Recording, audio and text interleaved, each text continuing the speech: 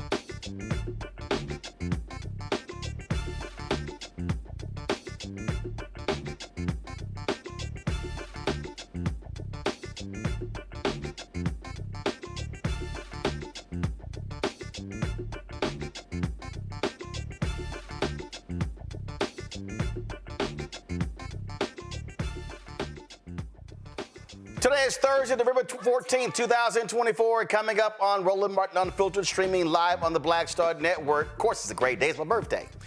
The Justice Department says the conditions in Georgia's Fulton County jails violate inmate rights. You'll hear from Kristen Clarke, the Assistant Attorney General of the DOJ Civil Rights Division, what she had to say about the findings. Oh, let me be real clear. You ain't going to hear this stuff for the next 4 years under that idiot Donald Trump. We also talked with the NAACP president in Georgia, Gerald Griggs, as well. Plus, we'll talk to Tulsa, Oklahoma's first elected black mayor in history, Monroe Nichols. Speaking of Trump's cabinet picks, guess what? They get even more ridiculous. This fool has actually chosen anti-vaxxer Robert F. Kennedy Jr., who his own family disavows, to lead the Department of Health and Human Services. Talk about sick and demented. Y'all better be real scared, because your kids may die with this fool leading that division. Plus, we'll explain why the state of Florida is suing FEMA and, of course, fired supervisor Marn'i Washington. Rudy Giuliani's attorneys say he's too difficult and they no longer want to represent him. No, it's probably he's actually broke. And we have lost some entertainment legends, musicians Lou Donaldson, Roy Haynes, as well as the great dancer, Judith Jamison. We'll salute all of them on the show. It's time to bring the funk on Roland Martin Unfiltered on the Black Star Network. Let's go. He's got it. Whatever the miss, he's on it. Whatever it is, he's got the scoop, the fact, the find. And when it breaks, he's right on time and it's rolling. Best believe he's knowing. Putting it down from sports to news to politics. With entertainment just for kicks, he's rolling. It's on go, roll, roll, y'all. It's Roland Martin, yeah. Rolling with Roland now. He's funk, he's fresh, he's real, the best, you know he's Roland Martin now.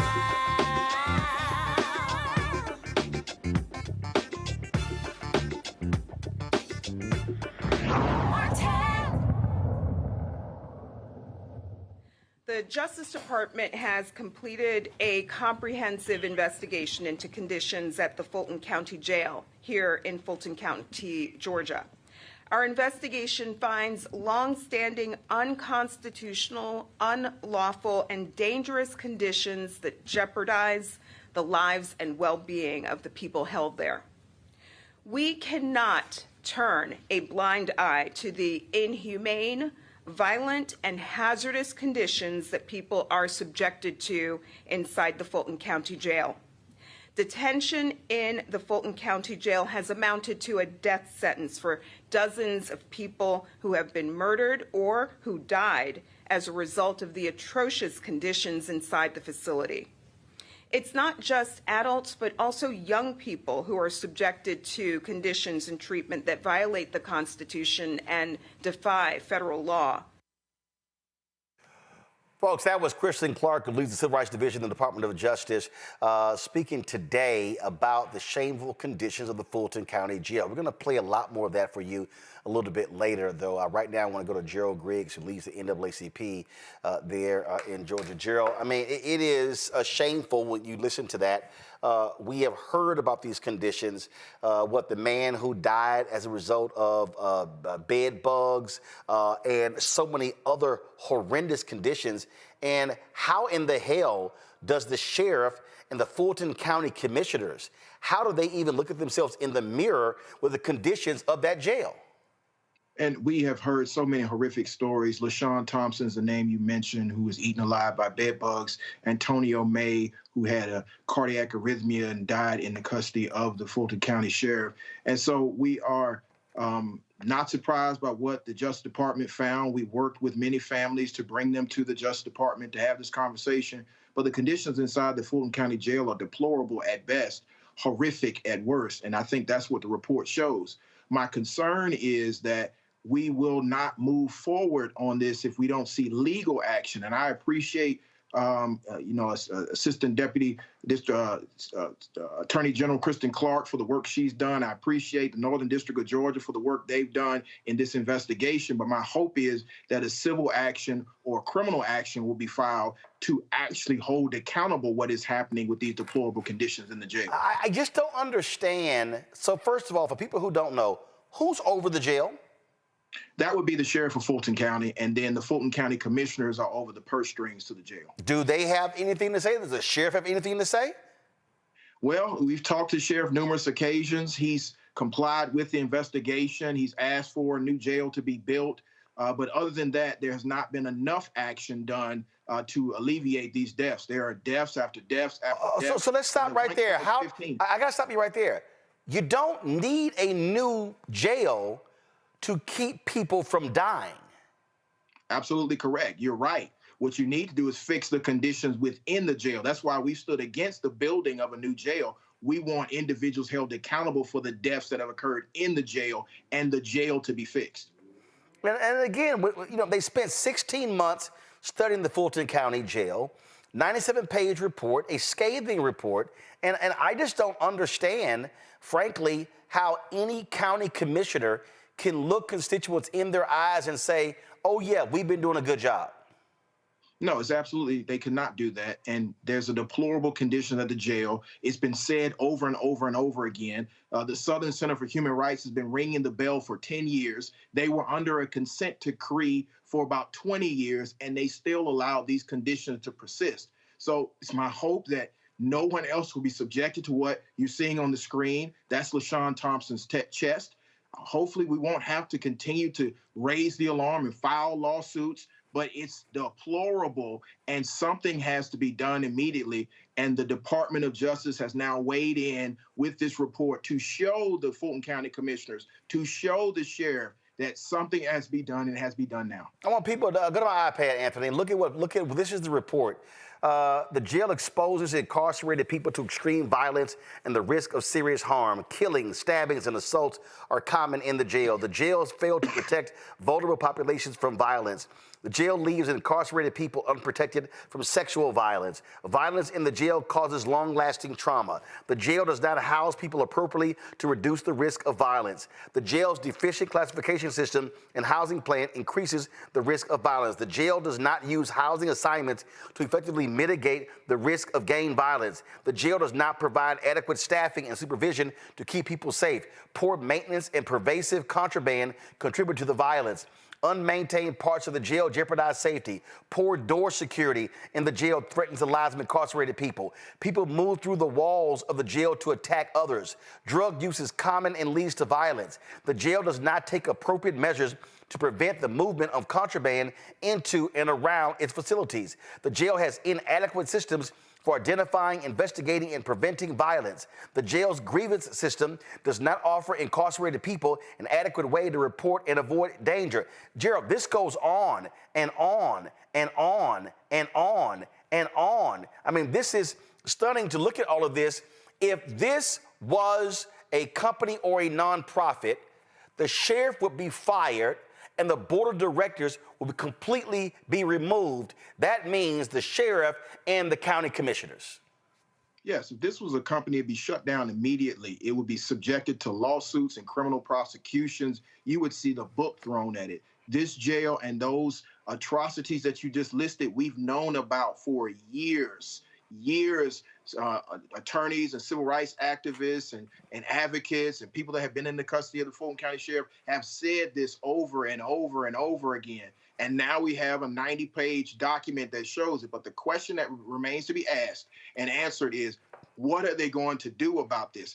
I think there needs to be a federal civil rights lawsuit instituted by the Justice Department so we can get to a consent decree and hold individuals accountable for the atrocities that they have outlined in the report.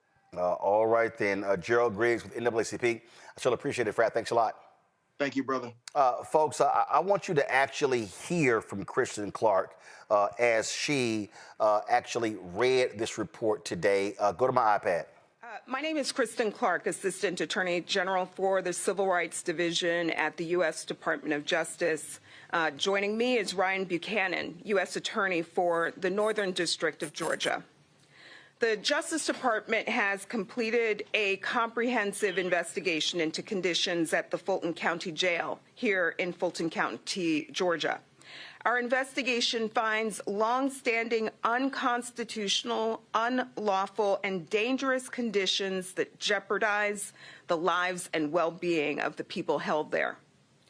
We cannot turn a blind eye to the inhumane, violent, and hazardous conditions that people are subjected to inside the Fulton County Jail.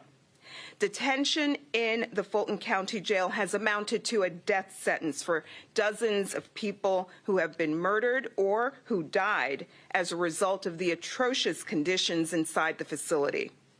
It's not just adults, but also young people who are subjected to conditions and treatment that violate the Constitution and defy federal law. Many people held in jails in our country have not been convicted. They are awaiting hearings, trial dates, or are serving short sentences for misdemeanors. We find that the Fulton County Jail does not adequately protect incarcerated people from violence, such as stabbing, sexual abuse, or even murder. Physical deficiencies in the environment, such as unlocked doors and large holes in the walls, permit and even facilitate the brutality.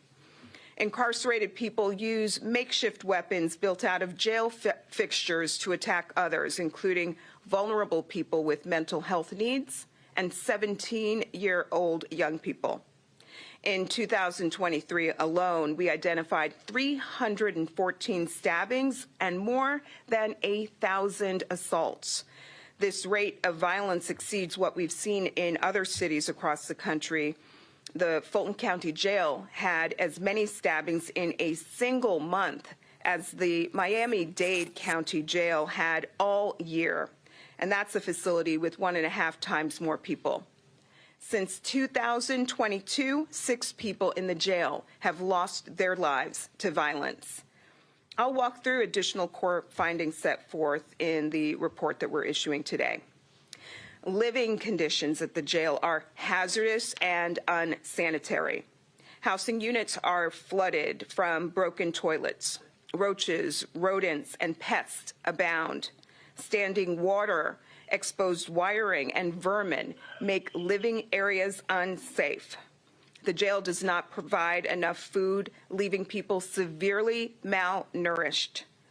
The jail fails to provide constitutionally adequate medical and mental health care to people at the jail, exposing people to preventable bad outcomes, including injury, seriousness, illness, pain and suffering, mental health decline, and even death. The lack of security staff and failure to prioritize health services impede access to care. Medical emergencies do not receive appropriate medical responses. People at risk of suicide do not receive sufficient protection, and people with serious mental health needs do not receive adequate treatment. The jail uses solitary confinement, also known as restrictive housing, in discriminatory and unconstitutional ways that expose people, particularly 17-year-olds and people with mental health disabilities, to risk of harm, including acute mental illness and self-injury. The jail uses lengthy confinement in restrictive housing as punishment without written explanation, which violates due process.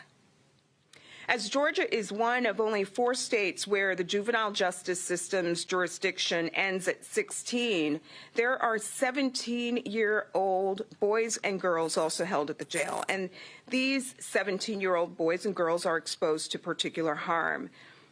The jail does not provide special educational services to 17-year-olds who are entitled to them under a federal law known as the Individuals with Disabilities Education Act. It fails to protect these children from violence, including sexual abuse, and it uses isolation to punish them, which both violates their rights and contradicts clear research that such isolation uniquely harms our young people. The jail staff also uses excessive force. This includes deploying tasers without reasonable cause. For example, detention officers tased a man after he said he felt like hurting himself and needed to see a mental health specialist. Such violations stem from understaffing, poor policies, and lack of training and supervisory failures. The summary that I have just shared is harrowing enough, but individual experiences are gut-wrenching. For example, LaShawn Thompson, a black man with serious mental illness, entered the jail on low-level charges and was confined to the mental health housing unit. 3 months later, staff found him dead in his cell, infested with lice, and as a medical examiner concluded, neglected to death. Several months before that, another black man with serious mental illness died after he stopped taking his medication. 2 more black men with mental health disabilities were murdered by their cellmates. Weeks after we opened our investigation, 6 more black men died at the jail. All of this is a racial justice issue. 91% of the people living in these abhorrent, unconstitutional conditions are black. as compared to 45% of Fulton County's overall population. It's also important to note that the vast majority of the approximately 2,000 people held at the jail have not been convicted of a crime. They are awaiting hearings and have yet to be tried, many of them. There are also a significant number of people with mental health disabilities. During our investigation, we worked closely with correctional, medical, mental health, and educational experts. We physically inspected the jail and observed housing units. We visited medical and mental health service areas. We reviewed thousands of pages of documents and interviewed dozens of jail staff and leadership. And we listened to the people held inside the jail and their advocates and their family members. We thank officials for their cooperation, and we thank all of those who provided valuable information and whose advocacy predates this investigation. I'll note that officials have taken preliminary steps to improve conditions, but they simply are not enough. We hope our findings report sounds an alarm that will prompt the Fulton County Board of Commissioners and the Sheriff's Office to swiftly implement the comprehensive reforms necessary to ensure constitutional conditions going forward. At the end of the day, people do not abandon their civil and constitutional rights at the jailhouse door. Jails and prisons across the country must protect people from the kind of gross violations and unconstitutional conditions that we have uncovered here. I'll now turn the floor over to U.S. Attorney Buchanan.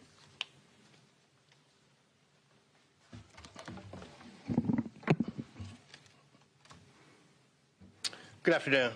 I'm Ryan Buchanan, and I'm the United States Attorney here in the Northern District of Georgia. 1974, Supreme Court Justice Thurgood Marshall wrote, "When the prison gates slam behind an inmate, he does not lose his human quality, his mind does not become closed to ideas, his yearning for self-respect does not end, nor is his quest for self-realization concluded." 50 years later, our comprehensive investigation into the conditions of confinement at the Fulton County Jail has, at its basic level, revealed that the men and women and young people who find themselves housed at the jail are often left to wonder whether their humanity remained intact once they crossed the threshold of the jail facilities.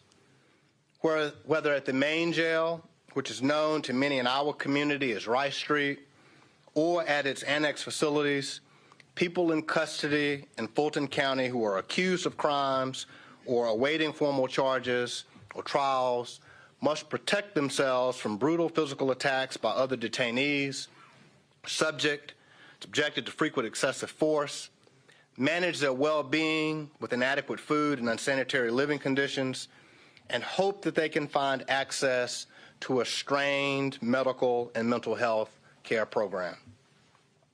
The most obvious casualties of the civil rights violations occurring in the jail are those who leave the jail in body bags. But our investigation has revealed hundreds more injured, traumatized, and dehumanized people, all of whom are just as deserving of the protections of the Constitution as all of us in this room.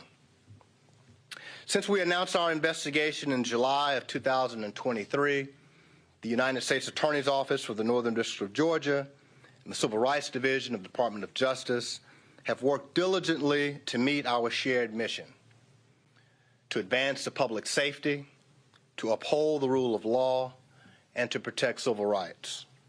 There is no greater example of this mission at work than protecting and vindicating the rights of those who are under the custody and control of jail authorities, who themselves are duty-bound to protect the public and those in their custody. We began our investigation after LaShawn Thompson was found in his cell, neglected to death, covered in lice. But in the time since his death, several more young men detained in the jail have died, and many died violent deaths. Our investigation revealed unacceptably high incidents of assaults and stabbings, and in some cases, most disturbingly, jail staff witnessed and allowed the attacks without intervention. 2023 alone, there were over 1,000 assaults and more than 300 stabbings in the Fulton County Jail. It outpaces the rate of similar assaults in other major city jails, almost 2 to 1. Those numbers only reflect the reported attacks. Many detainees told our team that they explained that they feared for their safety. They were reported that they had been stabbed or assaulted. One such detainee was left untreated for multiple stab wounds for a week until our team alerted the jail of his injuries. Also unaccounted for in these disturbing numbers are numerous allegations of violent rape, sexual assault, and harassment. The crisis of violence in the Fulton County Jail has resulted in part because of the lack of effective classification and housing planning, which allows for extremely violent individuals and gang members to be housed with vulnerable and low-risk individuals. And particularly, vulnerable individuals are most subject to violence in the jail, including people with serious mental illness, gay and transgender detainees, and 17-year-olds. In addition, the Fulton County Jail employs too few guards relative to the number of detainees to keep people safe, and poor maintenance of basic fixtures allows violence to go unchecked. But numbers aside, jail staff are often unaware of violence because they conduct inadequate security rounds. We uncovered incidents where hours or even days passed before victims of assaults were discovered by staff. In one shocking case, while an officer sat in an observation tower, a man was killed with his hands and his feet bound. He was not found until his body was extremely cold. Additionally, hundreds of broken light fixtures and cell doors allow violent detainees to move about at will in the shadows, and sometimes through the very walls of the facility. Equally alarming, men and women in the Fulton County Jail also experience violence from the staff. Our investigation showed that the crisis of violence, the lack of security at the Fulton County Jail, is paired with staff that resort to the use of force too quickly and too often. We found that staff were regularly deploying tasers and pepper spray without any warning and for minor rule infractions like failing to hang up a phone quickly enough, yelling, or not putting items away as instructed. The rampant use of tasers is particularly disturbing. The risk of cavalier deployment of tasers is not just the temporary pain of electrocution. Detainees have been hospitalized for serious injuries caused by probes that are embedded in sensitive parts of the body, like the neck and even in the bone. The excessive use of force in the jail is not confined to a few bad actors. Officers lack policy and training guidance on whether and when force is appropriate, and when officers cross the line, the jail rarely holds them to account. In some cases, the policy is glaringly inconsistent with established use of force techniques.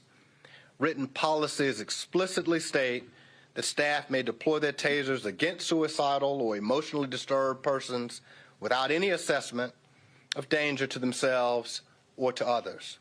Staff are permitted to use force when a person interrupts their work, and the use of force reports and supervisor reviews bear this out. Supervisors rarely assess a need for the use of force if they do it at all. Perhaps most concerning, our investigation showed that even when the jail determines that an officer used excessive force, discipline is virtually non-existent. Those officers go back to their jobs to repeat the same conduct. Aside from the glaring risk of violence, detainees face the insidious threat of unsafe living conditions, constant exposure to rodents and pests, and an unsettling disregard for food safety. Detainees in the Fulton County Jail lack basic necessities like working toilets and sinks, and are exposed to flooding, standing water, mold, and what can only be described as filth. Pests carrying bacteria and disease not only run rampant in food preparation areas, but have infested the bodies of the people in the jail, people like LaShawn Thompson. Earlier this year, our team was evacuated from a housing unit in the jail because of a lice outbreak. Given the high incidence of violence in the jail, the need for adequate medical and mental health care is critical. But Fulton County Jail has failed to provide constitutionally adequate care to the men, women, and young people in the custody of Fulton County Jail in virtually all respects. For a time, because of the unsafe conditions in the jail, Fulton County's health care provider, NAACP, nearly terminated its contract to provide medical and mental health services for fear that their staff would become victims of the dangerous environment without proper security escorts. The lack of security left an entire floor of the jail without adequate access to care because it was simply too dangerous for the health care workers to go inside. Medication and treatment are often impeded by flooding in a unit, power outages, and the unavailability of officer escorts. This lack of care in the Fulton County Jail has led to at least 17 non-homicide, non-suicide deaths in 2022 and 2023, a rate that is more than twice the national average since 2019. A detainee who reported chest pain later died of a heart attack. The jail failed to assess a man for rapid weight loss before he died, much like LaShawn Thompson, who died after losing over 30 pounds in 3 months. These figures likely underreport the true death toll of people who were transported out of the jail to Grady Hospital and died outside of the jail walls. Someone dies in the jail, there's little or no effort by the jail to determine the root cause of their death. 75% of the people who have died in Fulton County Jail since 2021 had a current mental health diagnosis or a history of mental illness. Perhaps unsurprisingly, the mental health treatment options and suicide prevention practices are grossly inadequate in Fulton County Jail. Our team observed firsthand how custody staff deprioritize mental health issues and fail to respond appropriately to concerns. Requests for mental health treatment are delayed or ignored, and mental health staff are simply unable to provide the minimum standard of care for those who need it. Daily medication is often unavailable, and suicidal detainees are often isolated and locked in restrictive housing in lieu of treatment. And when people are released from the Fulton County Jail, they are frequently left without the medication needed to sustain their health, without notice to their families, and sometimes actively experiencing a mental health episode. This is not a recipe for ensuring the safety of these individuals upon release or the safety of our community, and it is constitutionally unacceptable. Finally, I'd like to speak about a population in the Fulton County Jail that many may not know exists, a population of 17-year-old boys and girls. All of the constitutional violations that I've discussed today apply with equal force to the young people housed at Rice Street and the annex facilities. The average stay of a 17-year-old in the Fulton County Jail is 392 days. In that time, they are particularly and uniquely at risk for violence, lack of access to mental health care, risk of suicide while in isolation in restrictive housing. During the team's tour of the South Annex, they learned the boys there were held in their cells for 22 hours or more, frequently. The girls housed at Rice Street fare no better. And to the extent that these young people require a kind of specialized educational programs that are called for by federal law, they are not getting them. In fact, no educational services of any kind are provided to the 17-year-old detainees in Fulton County. These young people deserve better. You'll see that our report lays out the bare minimum measures the Fulton County Jail must take to comply with its obligations under the Constitution and federal law. We are appreciative of the cooperation of Fulton County, the Fulton County Sheriff thus far, and we look forward to working with them going forward to remedy these civil rights violations in the weeks and months to come.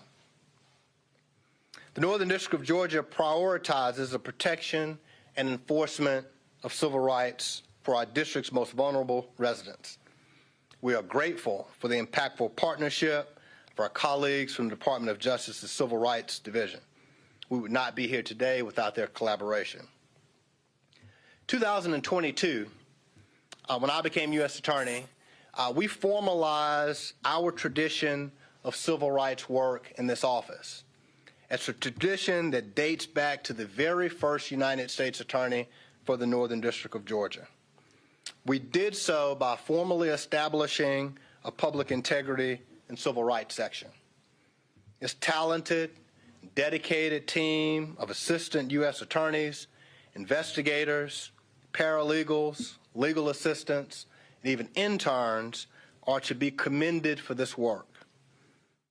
Folks, my panel, Reese Colbert, host of the Reese Colbert Show, Sirius XM Radio, D.C., Dr. Greg Carr, Department of Afro-American Studies at Howard University, Lauren Victoria Burke, Black Virginia News out of Arlington. Reese, the reason I wanted to play all of that, because you're not going to hear any of that for the next 4 years. You're not going to actually see detailed investigations in jails and prisons like you've seen under Kristen Clarke at the Department of Justice and the Biden-Harris administration, because Donald Trump, MAGA, doesn't give a damn about any person who's an inmate, and so that ain't gonna happen. No, I mean, one of Donald Trump's Department of Justice, many attorney generals, the first one, Jeff Sessions, and all of them afterwards, completely put a halt to pattern and practices investigations. They did nothing to enforce consent decrees. They don't give a damn about any kind of mistreatment, of any kind of malpractice in these jails, and certainly not by those who are overseeing them. And Trump has promised to give police indemnity. And so, yeah, unfortunately, this is the last of what we'll see from this administration trying to do anything about all these injustices. And by the way, these people are not in jail for life. And so when you traumatize people, when you mistreat people, when you exacerbate mental health issues, then you wonder why people return to crime. You wonder why there's a high recidivism rate. You wonder why people don't feel safe and there's no rehabilitation going on. But the most egregious thing about all this is that people saw what this administration did with this Department of Justice, and no, they didn't do everything that they could have possibly done under the sun. But instead of a Kristen Clarke potentially being the next attorney general or playing a large role in the DOJ, we have Matt Gaetz, who's a degenerate and likely a criminal himself. And so this is what the people voted for this kind of activity to continue. All the people who lied and said that Donald Trump was a champion of criminal justice reform or anything like that, that was all bullshit. And unfortunately, unless something comes out of this particular investigation and some sort of consent decree happens in the next 100 or so days, this kind of, malpractice and injustice will continue unabated. I want to actually go to the mayor-elect of Tulsa right now, the state representative Monroe Nichols. And Monroe, Representative Nichols, look, first of all, congratulations. Happy to see you getting elected. It has to be of a concern to you, though, when you look, going to be the mayor of a city, and when you look at what's happening in D.C., and you look at some of these picks, man, oh man, a lot of cities and a lot of states are going to be on their own over the next 4 years. Yeah, no, I mean, thank you for having me on again, Roland. I really appreciate it. And you're absolutely right. Like, I've thought about it a lot. Like, we are going to have to come together as a city. I don't know what it's going to look like from the standpoint of federal investment and what education is going to look like. It's a heavy concern for us as a city. Certainly, Tulsa Public Schools, our largest urban school district, educates more kids of color than any district in the state. And so, like, what I'm hearing, the rhetoric is actually very concerning. And it's something that's really, top of mind for me. I want to be optimistic and wait and see. I'm struggling to be optimistic right now, but it not looking great particularly for urban cities across this country. Yeah, and the reason that's so important because you heard nothing but attacks on urban cities. And, Democratic-run cities are trash and they're awful and they're cesspools of violence and on and on and on and on and on. Yeah, and everybody also forgets, Roland, that we're also centers of commerce and economic development and all these. Hey, man, we're producing all the money we're using in this. Right. You know what I mean? Forget that part. Everybody forgets that part. Right. See, that's the thing that I'm always trying to remind people. So you got Republicans in Mississippi who love trash in Jackson, but Jackson, Mississippi supplies the largest amount of sales tax to the state more than anybody else. When you start talking about Oklahoma, you're talking about Oklahoma City and Tulsa. When it comes to who's sending that money to the state. And so I always get a kick when that happens, how people complain about that, but they ain't got no problem with the money that's being generated in these urban cities. Another thing we learned during COVID, Roland, is that when rural medicine has been gutted across the state, where's everybody to go to the hospital? When we got these issues, they got to come to the urban centers. And so we all got to be partners on this thing, man. And, look, we have our challenges in urban cities all across the country, but we provide a disproportionate amount of services for the entire state, which we're happy to do. And I think we have to be real, and mayors are going to have to come together on a really strong federal agenda to be really clear with the federal government and what we need. And, unfortunately, sometimes that's color in politics. I got elected in a nonpartisan race. I hope that as we go and ask for things that are necessary for people in this city and in the state, that we get some good reception there, and we get past all this rhetoric and we get to the things that's going to impact people's lives: affordable housing, education, economic development, those kinds of things. I'm like I said, I'm extremely concerned. I talk about that, the healthcare piece. What is happening in Tulsa with those surrounding areas? We know in North Carolina, Mississippi, other places, when these rural hospitals close, bottom line is folks got to have some place to go. Is that what you're also seeing happen, where Tulsa is having, that you're not just focusing on the people in your city, you're now actually a regional, if you will, hospital system? Absolutely. We found that during COVID. Look, Oklahoma took forever to pass Medicaid expansion. We had to do it through the ballot. We couldn't get it done in the legislature because, politics. But we got it done on the ballot. But the problem is the rural infrastructure wasn't there. So it wasn't like an immediate you pass Medicaid expansion and all of a sudden rural medicine comes back. It takes some time for these things to be able to come on. So when we have a pandemic or you have specialty services, you got to come to the urban core to get them. And the fact is, like I said again, we are carrying a disproportionate amount of the load, and that's okay. But what are we also having a challenge with, Roland? We're not producing enough physicians in this country right now.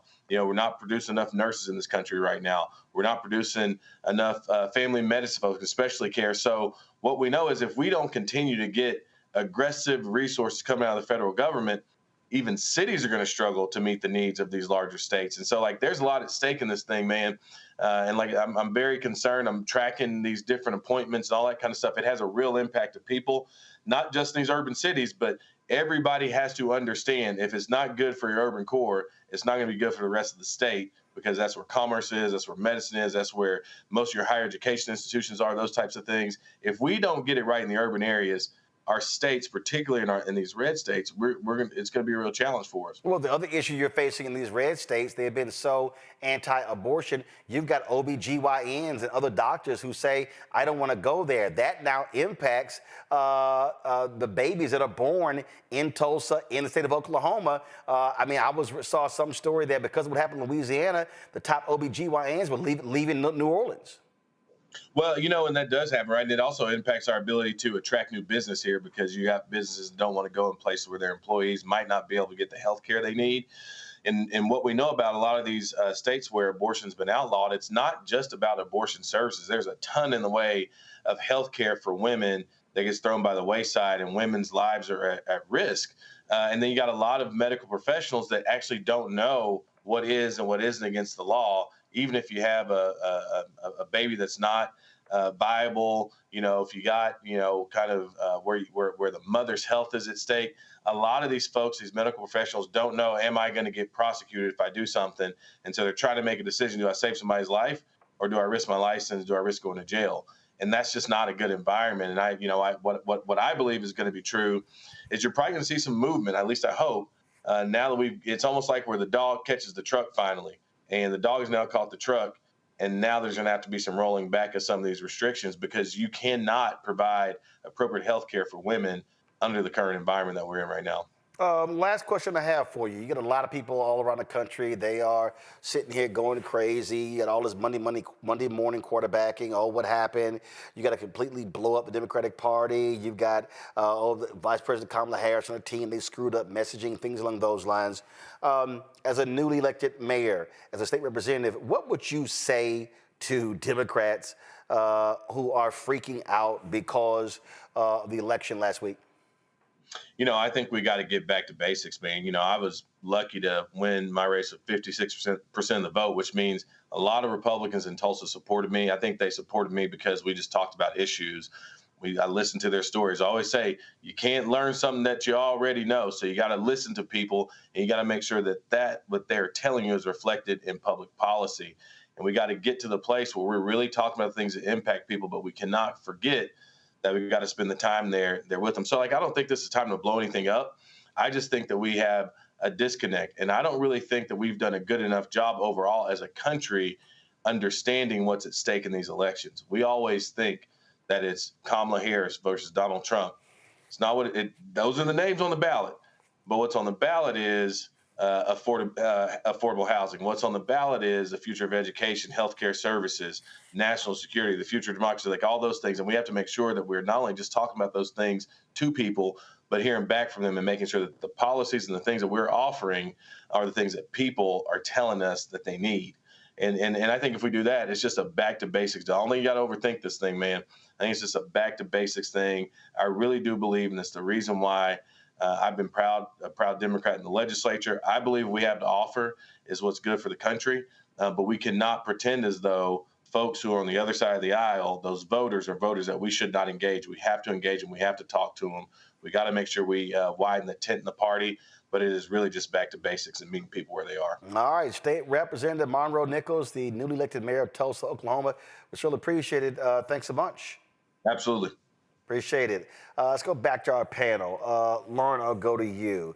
The thing here, again, when we talk about the Civil Rights Division, that announcement, when we talk about, again, the sanity that we have experienced over the last 4 years, now we are facing what we all knew was coming, and that is absolutely insanity, chaos.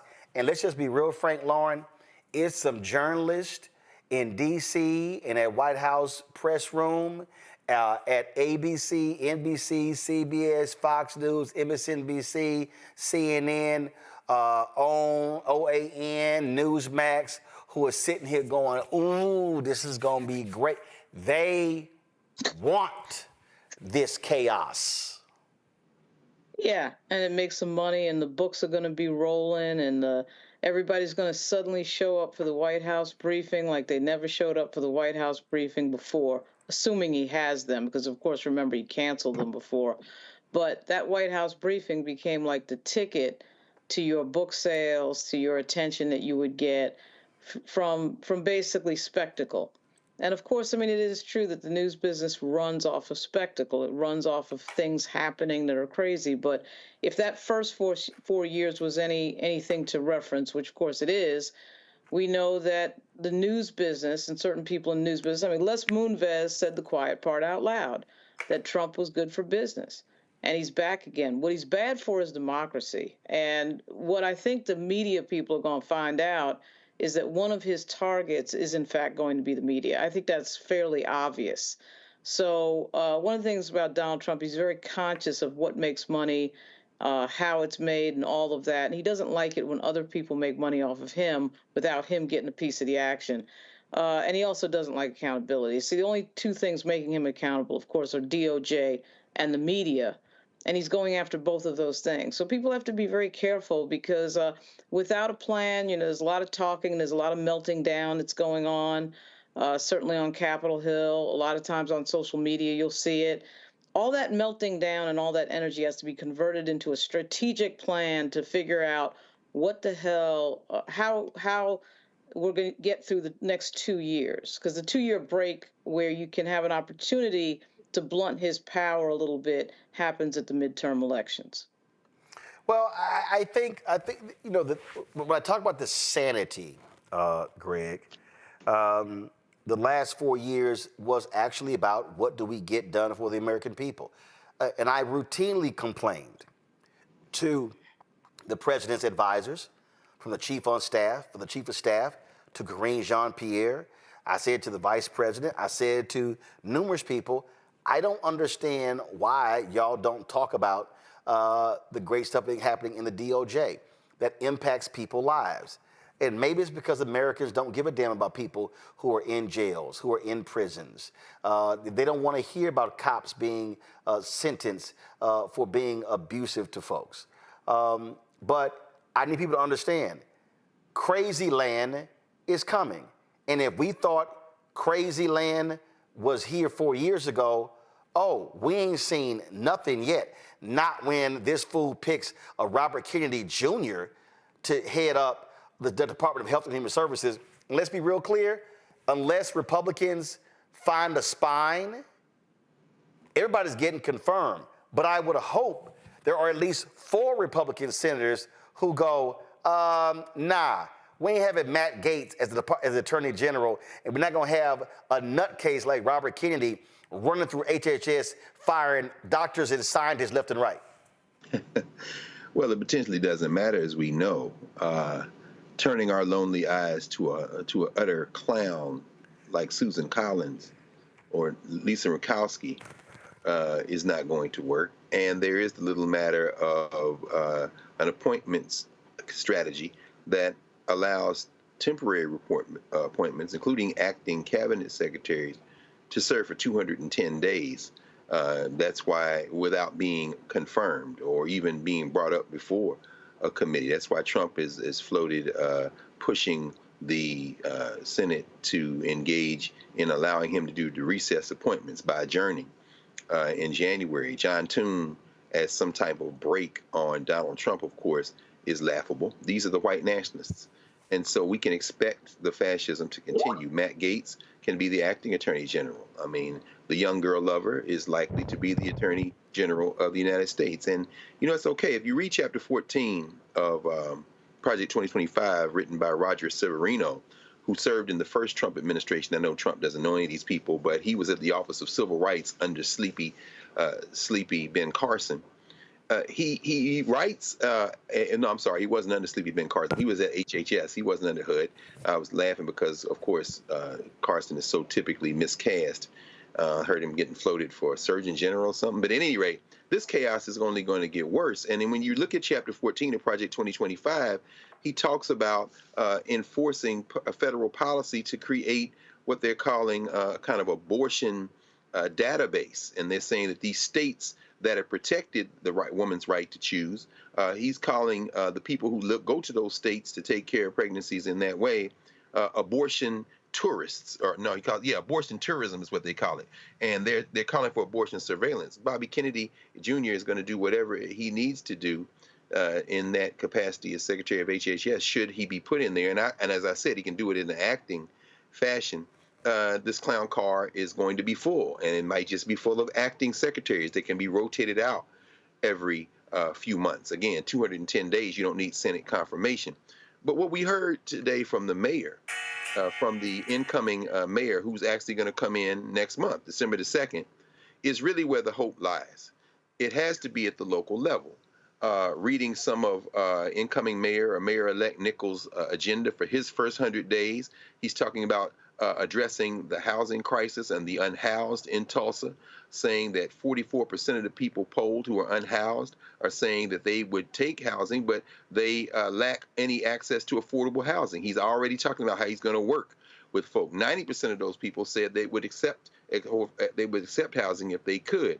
Data-driven policing. We all remember the white girl Betty Shelby, who the Department of Justice under Trump declined to file any civil rights actions. You remember our brother Demario Simmons talking about that.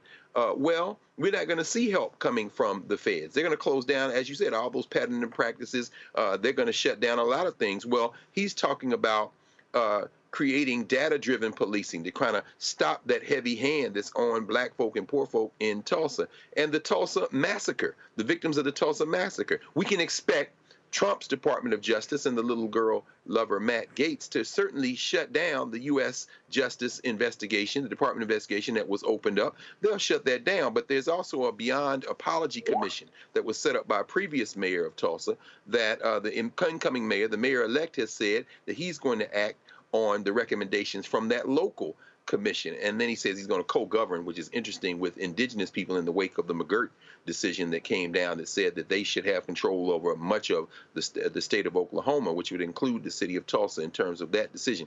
I'm bringing all that up as a prelude to this. This could be a glorious time for heroes. In other words, the ACLU has already said, we're going to slap you around beginning on your first day in office. We've got the lawsuits ready to go. The federal lawsuits, we have to punch like that. All the patterns and practices. You heard Joe Griggs say that the courts have to get involved now. Civil lawsuits. This is not going to be an easy ride for this clown and the people in his clown car. And they don't care. The Democrats, listening to Dave Axelrod, the Chocolate Wonders friend, saying that they should put, of all people, Rahm Emanuel, another Chocolate Wonders friends, in charge of the DLC, shows that not only don't they get it, they don't care about it because they don't care about American people, they care about the voters. And they're never going to go after those millions who don't vote. So let's be very clear about the strategy going forward. This is a time for heroes, and we are up to the task if we will now seize the reins, and those reins very much look local. By the way, happy birthday, brother. I appreciate it, Fred. Thanks a bunch. All right, y'all. I'm going to go to a break. We come back more on Roland Martin Unfiltered right here on the Black Star Network. Lots to talk about, and I'm telling y'all, it's a whole lot of crazy that's going on in this country, and I told y'all all I'm going to be playing left and right is Scarface's No Tears. Matter of fact, I was texting Scarface last night. And Scarface said, "Ro, you can use this one. Hold on. I'll tell you what he said. He said, you voted for the wrong guy. There'll be no tears in the end." He said, use that, Ro. I said, I got you. All right, y'all. And also, he's also on the mend. He's healing from his surgery, and so we appreciate that. All right, y'all. We'll be back. Roland Martin Unfiltered on the Black Star Network. Don't forget, y'all, support the work that we do. I'm telling y'all right now, the right wing, man, these billionaires are funding these cats. That's why they got staff. They got all this sort of stuff. And I'm telling y'all, okay, we need your support more than ever. And let me go ahead and announce this. Y'all saw it on social media, and I can go ahead and tell you right now. See, this is what happens when you focus on the work. When you focus on the work, and that's all we focus on. Okay, so this morning I woke up, talk about a great birthday gift. We have hit 1.5 million YouTube subscribers on our YouTube channel. 1.5 million. We launched this show September 4th, 2018 with 157,000 YouTube subscribers. Yo, we have increased that tenfold in 6 years. And so I want to thank all of you for your support in helping us get there. But also, and let me thank all of our donors, some 32,000 donors since we launched this show as well. And so support us this way. You can give via Cash App, via Stripe. You can point your phone to this QR code right here, and you can give us via Cash App. You can also send your check and money order to P.O. Box 57196, Washington, D.C. 20037-0196. PayPal, R. Martin Unfiltered. Venmo is RM Unfiltered. Zelle, Roland at RolandSMartin.com. Roland at RolandMartinUnfiltered.com. We'll be right back. On the streets, a horrific scene, a white nationalist rally that descended into deadly violence. White people are losing their damn minds. As an angry pro-Trump mob storms the U.S. Capitol, we've seen We're about to see the rise of what I call white minority resistance. We have seen white folks in this country who simply cannot tolerate black folks voting. I think what we're seeing is the inevitable result of violent denial. This is part of American history. Every time that people of color have made progress, whether real or symbolic, there has been what Carol Anderson at Emory University calls white rage as a backlash. This is the rise of the Proud Boys and the Boogaloo Boys. America, there's going to be more of this. Here's all the Proud Boys, Dave. This country is getting increasingly racist in its behaviors and its attitudes because of the fear of white people. The fear that they're taking our jobs, they're taking our resources, they're taking our women. This is white fear.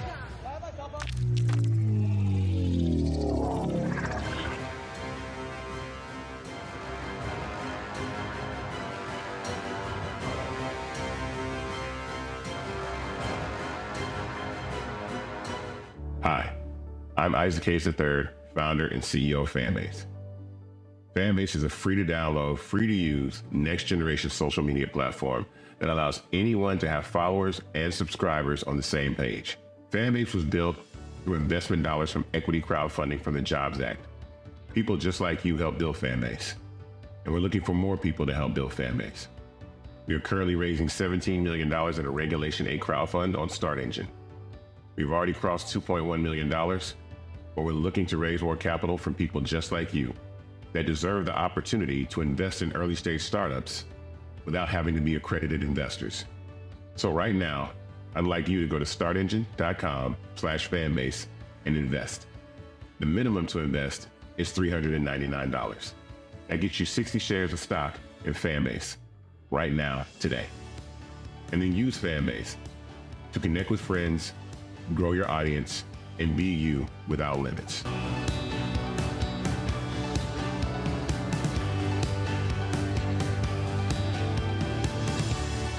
This is Tamala Mann. And this is David Mann. And you're watching Roland Martin Unfiltered.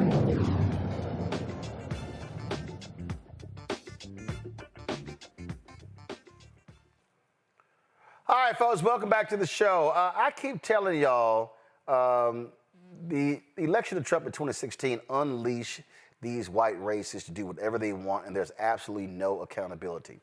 Well, there was a hearing today in the Michigan Senate with regard a proposed bill to ban firearms from the state capitol.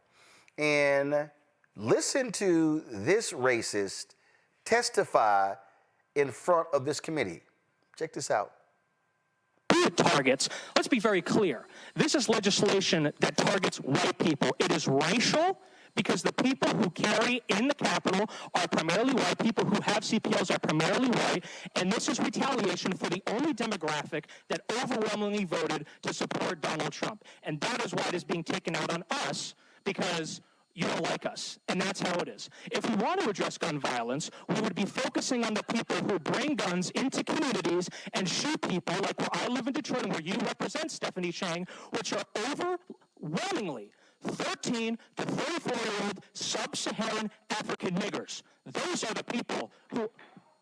Move on. I am testifying. Thank you for your testimony. Timed out. Yep, and make sure she don't... All right, so the response is move on. No. Now, this is the tweet here. Give me 1 second. The guy's name, Avi Rachlin, Avirachlin. He is a representative for Groypers for America. That is the group of Nick Fuentes, the racist supporter. So he has no problem. Oh, no. You go after the sub-Saharan N-words. This is who they are. I keep telling everybody, Greg, hoods off, sheets off. Ain't no reason to hide because one of theirs is in the White House. And he brought a lot more of his hood-loving friends with him. Yeah, correct me if I misheard, Roland. Did he say he lived in Detroit? Yeah. Oh, great. That's beautiful. Avi, get your little bird chest up. Go down on 8 Mile. Say that shit again. See, what these guys don't understand is that winning Joe Rogan podcast, listening to these incels on social media or on YouTube is not the same as carrying that BS out into the country. And they're going to find out very quickly. I'm not calling for violence. What I'm saying is that it's one thing to say that in the state capitol. It's one thing to say that in Lansing. It's one thing. It's quite another thing to go into the city of Detroit. And the problem you have, Avi Rockland, is that not only did you do that, it was taped and everybody knows your name now. People are talking about, if you don't like it, why don't you leave this country? That man might have to leave the city. He might have to leave the state. He might have to leave everywhere because No. He ain't got to leave. He can go to call that black preacher who invited Trump to the church. The one who's what's his name? Lorenzo? Is that Lorenzo something? Yeah, call little Lorenzo. Call your friend. Call your friend Lorenzo. Call your little friend. But I will say this though, while we're laughing, rolling about thinking about, because we know it's deadly serious, but we also know as black people we've survived a whole lot worse. The ACLU was reporting on a letter that they wrote to Congress, urging Congress, the House of Representatives. Of course, we see the MAGA puppet. I'm sorry, the MAGA Muppet, because he damn sure looked like a Muppet, looking like Ernie and Bert and Ernie, little MAGA Muppet Mike and his crew, not to pass H.R. 9495.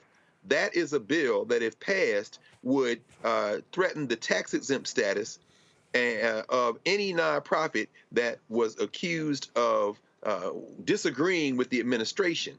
And they call such disagreement terrorist-supporting comments. I raise that only because when you say something like that, let's say that bill passed, which I don't think it will. I think now, here's what I'm telling you, the lawyers get involved. People say, well, Trump's got the courts. No. This isn't the point. This is putting the Constitution in direct confrontation with the fascists who have the levers of government. Whether they choose to follow the Constitution or not, once they tear this thing up, you won't be able to put it back together. And somebody sitting like that in public, talking about sub-Saharan as if that were an insult, N-words, which of course is an insult. Yeah, you let them get their way in terms of persecuting people for terroristic supporting action. Guess what? Those laws work all kind of ways, and you might not like what happens when you unleash the beast in these kind of circumstances. Reese, Nikki Barnes of Florida asked the question, hey, has Trump appointed any blacks to his cabinet? This was somebody's response. I had to laugh at that one. Come on, guys. That's what's on my iPad. Thank you. They said this is the only black cabinet you're going to see with Trump. I got a kick out of that one, Reese. Well, we know that Trump like his white cabinet shell, but that was very clever, very good. I'm just trying to figure out where the wokeness was in that video, because I saw a motherfucker sit up there and say the N-word hard R. Yeah, he did. And I didn't see no woke-ass response. All these white folks run around claiming how there's such a backlash to racism. Everybody's so woke. You can't even say nothing. This motherfucker just sat up there and said the N-word and nobody busted him in his shit. So all this stuff about wokeness and anxiety around us too much, calling out the racism, I didn't see it. Not in that video. I ain't seeing it happening right now. So I think people need to just shut the fuck up about this woke shit. And I think that people need to have more consequences and make people feel a little bit less comfortable to say those kinds of things. You might be able to get away with it in front of these decorum-loving, civility-loving legislators. But as soon as you walk outside, those homeboys and those young black males and those sub-Saharan N-words should be waiting for you to bust you in your shit. I think Reese may have been looking for this response, y'all. Are you kidding me? Where you from, nigga? Where you from? Where you from? Where the fuck you from, nigga? You from here? Get the fuck out of here. You a clown, nigga. Oh, God, you a clown, nigga. You from here? You a clown. What, you gonna smack me with that? Smack me. Smack me. Smack me, nigga. Come on, yeah. Drop it. Oh. Yeah, you got yours, buddy. Call me another fucking nigga. I don't give a fuck. Hey, man, you learned his lesson, man. Call me another nigga. I think that's what Reese was thinking about, Lauren. Yeah. Yeah, well, hear that voice in the background. Hey, you got him. You got him. How about shut up? You know, this Dylan Roof thing. You know, when Dylan Roof did his thing, you notice he does it at like some church where people are having Bible study. This is what these guys always do. And to Greg's point, you know, you're not standing in Detroit on a street corner. You do it at some hearing.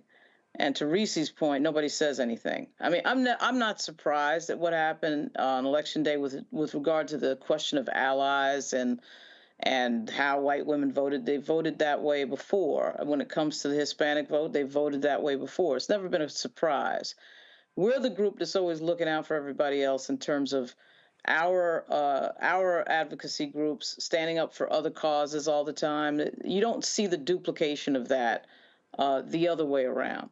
And Greg, even though, yeah, it is a time for heroes, I'm not seeing any so far. We definitely have a Neville Chamberlain problem in our politics, always on the left. We always have somebody who's placating, as we saw yesterday at the White House, not only placating white supremacy, but placating a fascist sitting in the Oval Office and acting like everything is normal. And so far, that is what the Democratic Party has been doing. I think it is absolutely shocking, and they've got to get their act together. And in a few minutes or so, I'm about to get on another call to hear what the deal is with another faction of advocates in Virginia. But, you know, I'm not feeling it in terms of an opposition. And I know it's only been a week, but still, you know, the other crazy thing is we let James Carville run his mouth again. Yes. James Carville needs to be shut down. And I think people need to understand what we're seeing right now in our politics is, in fact, Clinton-era politics.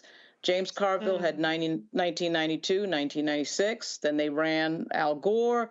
He loses in fact quotes. And then, of course, John Kerry. And it wasn't until United States Senator Barack Obama shows up and breaks that chain of Clinton era. Then it comes back again, of course.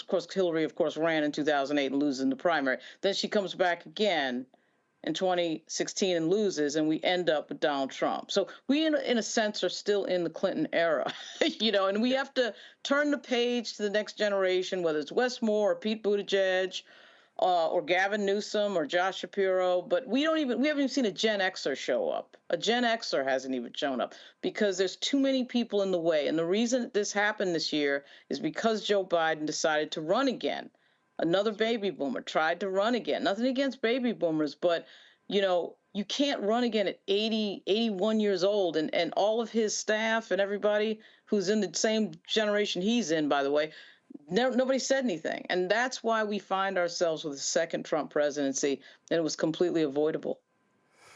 Well, you know, go ahead, Reese.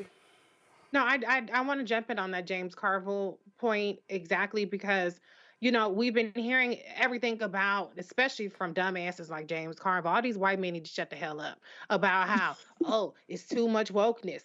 I'm trying to figure out what part of woke did John Tester give in white-ass Montana? What part of woke did whatever the white man was in West Virginia? I don't even know who the hell it was. What part of woke did Joe Manchin, who was too punk-ass to run for his Senate seat again because he knew he was going to lose? What part of woke was that? Or Sherrod Brown or Bob Casey? The people that lost were white men, okay? And they lost because they got out-whited by other white people. Okay, so this election wasn't that Democrats doubled down on wokeness. White people doubled down on whiteness. Okay, where the Democrats actually embrace diversity, they won. Where Democrats actually embrace the base, they won. Some places, I'm sorry, you ain't got enough of us to get your wins in. But this had nothing to do with goddamn wokeness in this election. And all the people sitting up there talking about that shit need to shut the hell up. This had to do with the most successful dissuasion campaign, the most successful disinformation campaign, and another campaign where Democrats tried to get the white woman and never Trump voters. Failed strategy, and the base stayed home. And that's why we're in the situation that we're in addition to the fact that people are fucking assholes and they shoulder shrugged at a goddamn fascist, criminal, degenerate running for president again. Yeah. Reese, it's even stupider than that. Okay. All those senators that you named, okay, Casey, Manchin, Tester. I mean, they ran in 2018 during wokeness, during defund, and they won. So they won during defund. Okay. So I don't know what James Carville is talking about, but James Carville wants to say it. He's stopping himself from saying it. He tells these politicians in these off years, particularly in Virginia, do not embrace anything black. If you see, James Carville is still doing triangulation from 1992. James Carville is still doing what he told Bill Clinton. You know, do the conservative crime bill.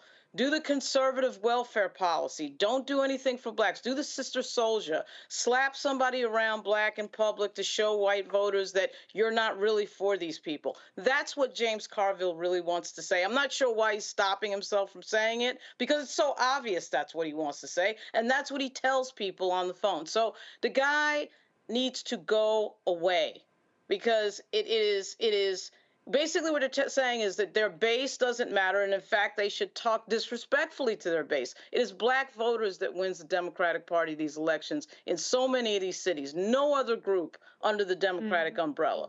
And yet it's black voters that are told to shut up when we have to watch George Floyd get choked out on the street under somebody's knee. We're the ones that are told to shut up. Everybody else can say whatever they want, but we're the ones that are told, don't forward your policy, don't say anything. And these are life and death types of situations. So I'm a little bit tired of James Carville, because he's politically wrong. He predicted that the vice president was going to win, and he was wrong again. He doesn't know what he's talking about. So that show has got to end at some point.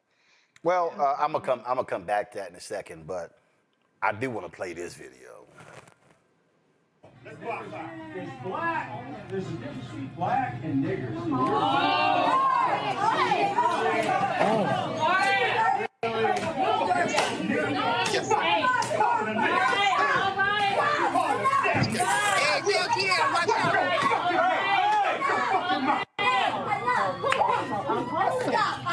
Oh, shit. Sir, please, I would have to ask you. Shut your goddamn mouth. No. Come out your mouth again. Shut your goddamn mouth, bro. Come on. Watch your goddamn mouth.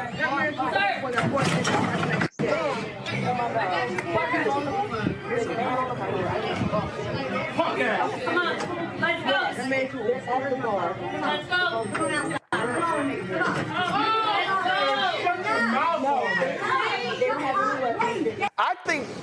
I think that brother's form was quite impeccable. I mean, he was coming from, this direction. I did see this one too. So go ahead and play this one. Yes, sir. Yes, sir. Oh, what you gonna do with your fat flag? Dog playing, bitch. Like, we like this shit. Yo, why every motherfucker got here some fight and you call the police on the too? Yes, sir. Fuck you know this one. Call another motherfucker a nigga, bitch. Call another motherfucker a nigga. Fuck wrong with you. Fuck out.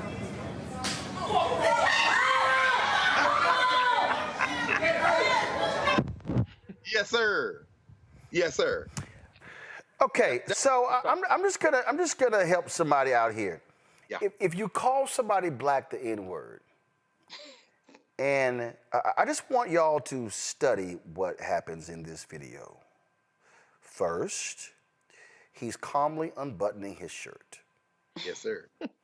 2, he methodically removes his eyeglasses. You'll see, matter of fact, I want you to go back right here. First, he does this here. He strokes his chin first. No, come on.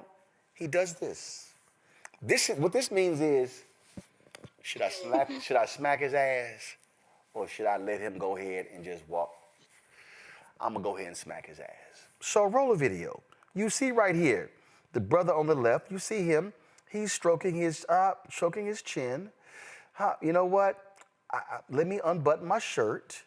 And I'm just, because he ain't ripped the buttons off because he ain't trying to mess up his shirt. Okay, methodically took his glasses off, put it in his pocket, and smacked. So here's the deal.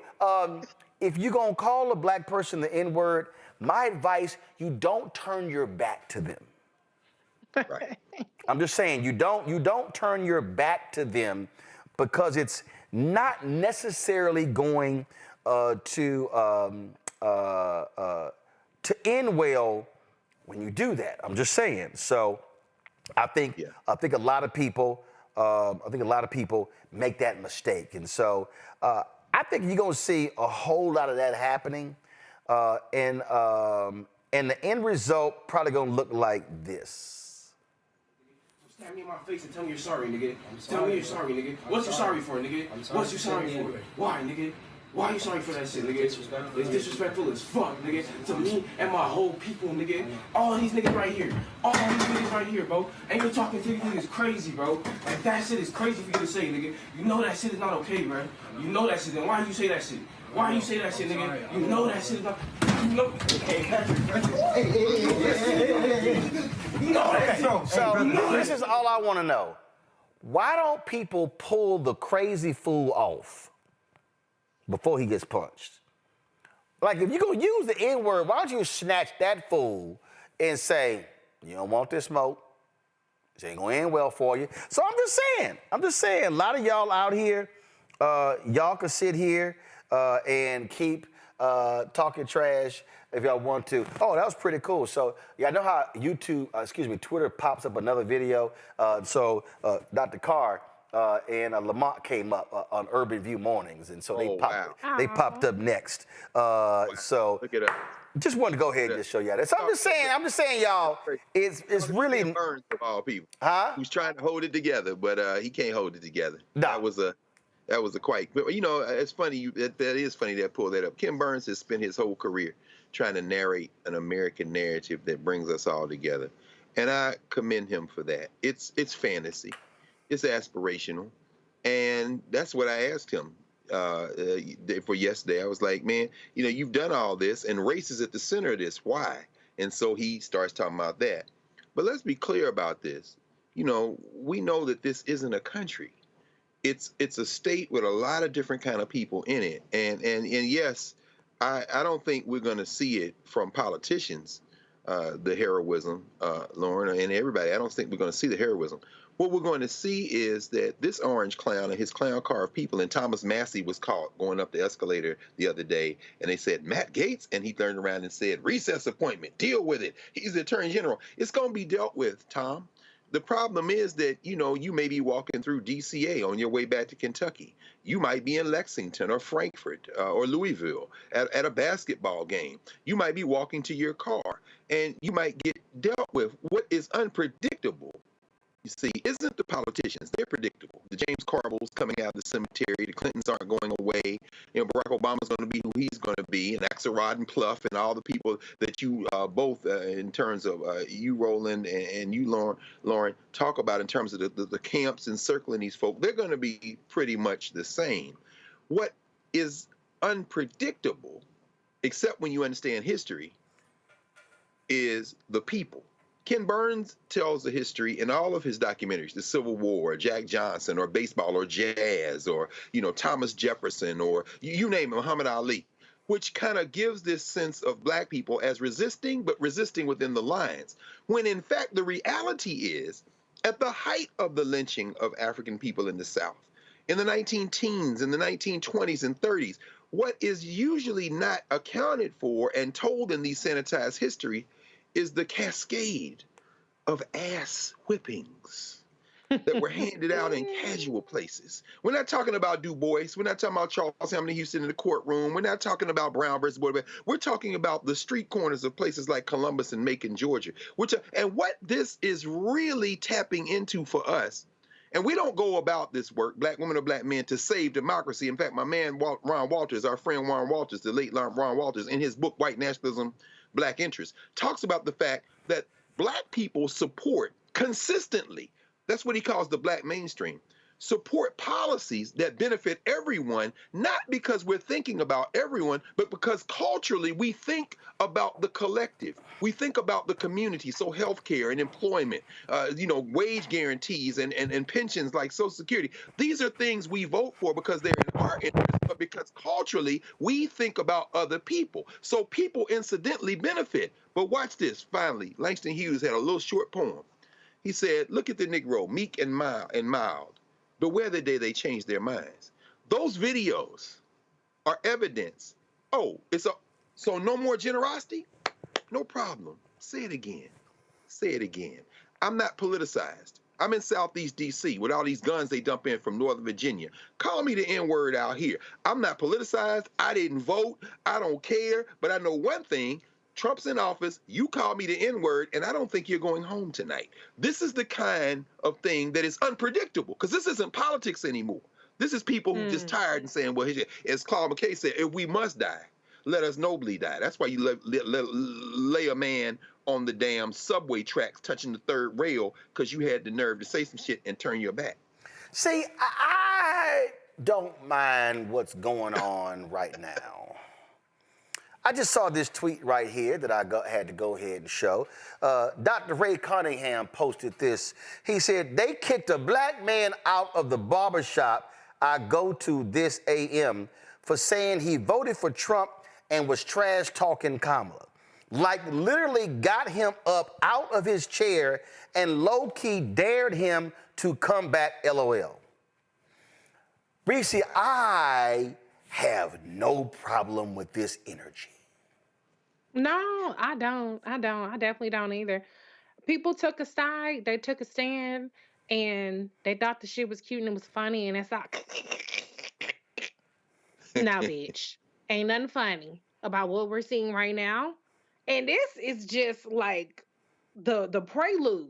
He hasn't even been sworn in yet. He already got us like, oh my God, what the fuck? Even as much as we warned people about how disastrous this was going to be, it's on a whole nother level of like, of just a shit show. So yeah, if you chose that side, go that way and go that way very, very fast. Don't come in my presence flexing like that's the thing to do. I'm in my chill mode for the next 4 years. I'm in my, well, shit, we're going to ride this out best we can. Some of us ain't going to make it. I'm going to try to do what I got to do. But don't test me. Don't come over here with that bullshit and think you're going to walk away unscathed, period. Listen, I know, Lauren, again, a lot of people, you were talking about earlier about, you know, all these Democrats winding. You know what? I saw this one item, though. Tom Bonnier. Matter of fact, he just posted something about 30 minutes ago. He said, I know there were a lot of early give me 1 second. Let me go ahead and show y'all this here.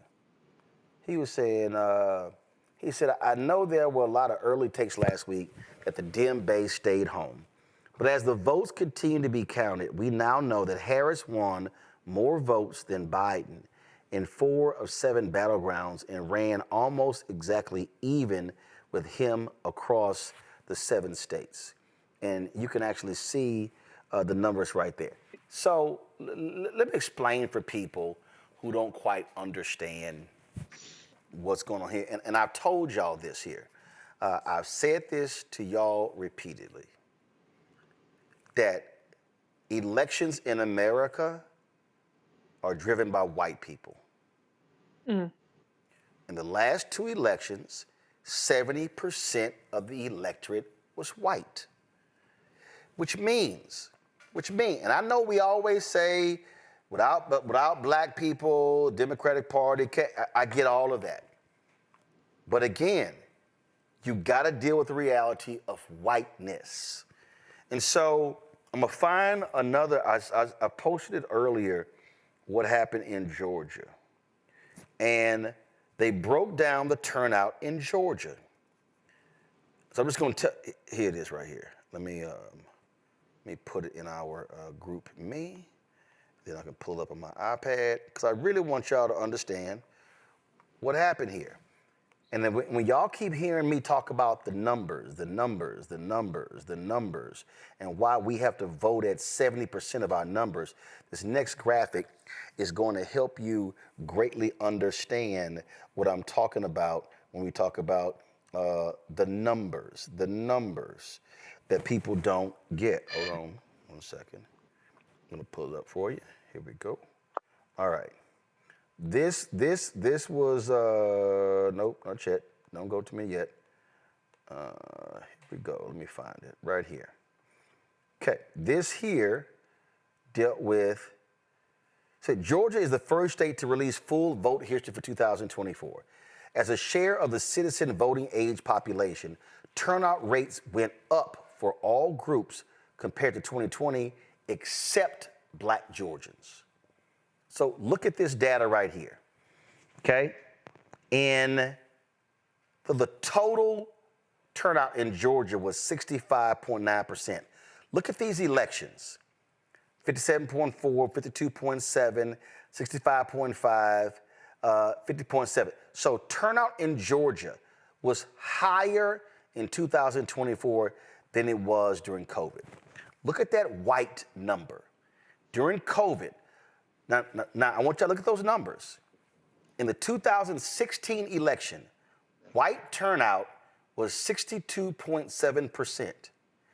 In November 2020, white turnout went up almost 10 points to 72.1%. White turnout in November of this year was 74%. Now, let's look at Hispanic.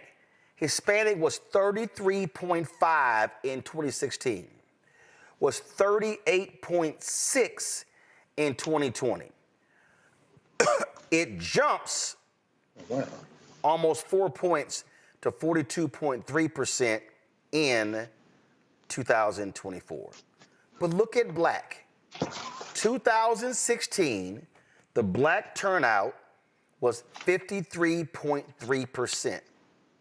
4 years later, the black turnout went up almost 7 points to 60.2%. 4 years later, black turnout drops 2%. So, we walk people through this. If you look at the black number alone, look at this black number alone. If black people in Georgia had voted at 70% of our turnout, I dare say Harris wins the state.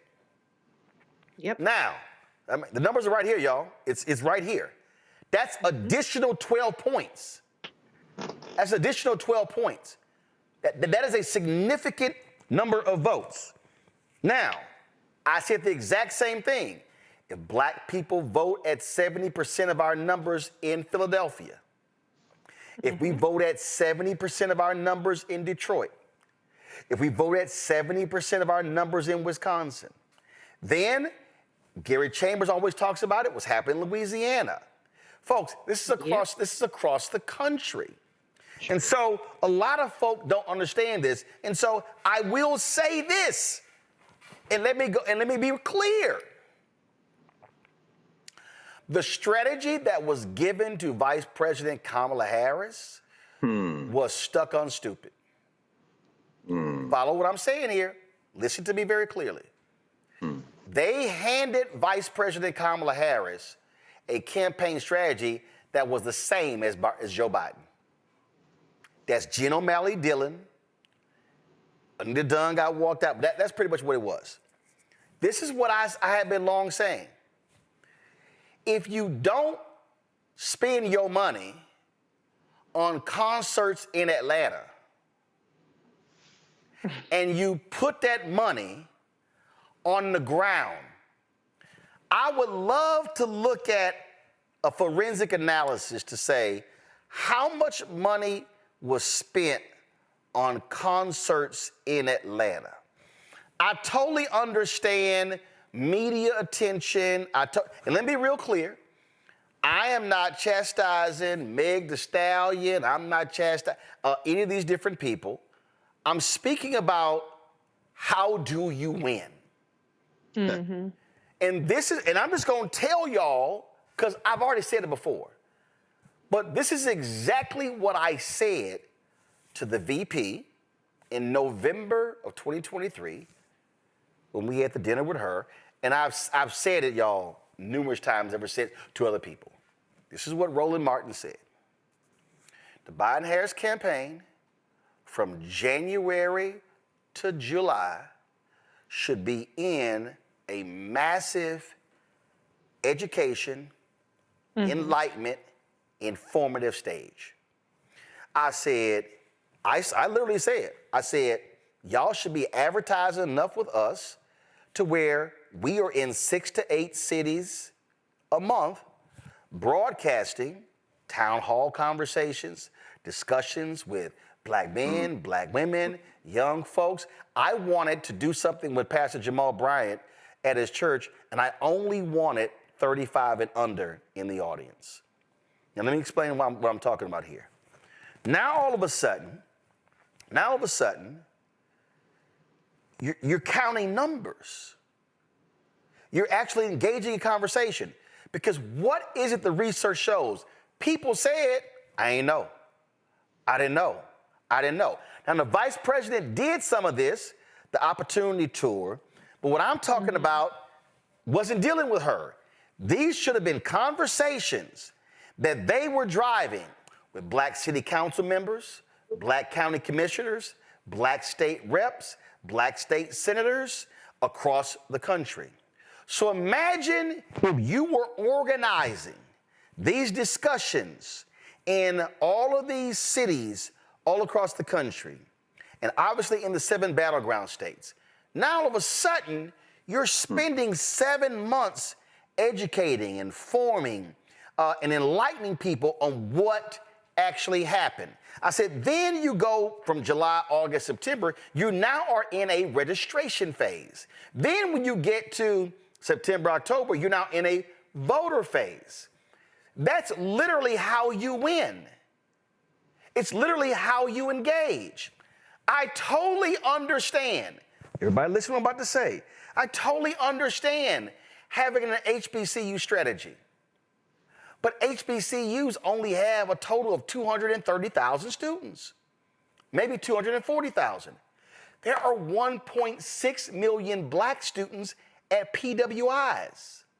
So here's the question. What was your black PWI strategy?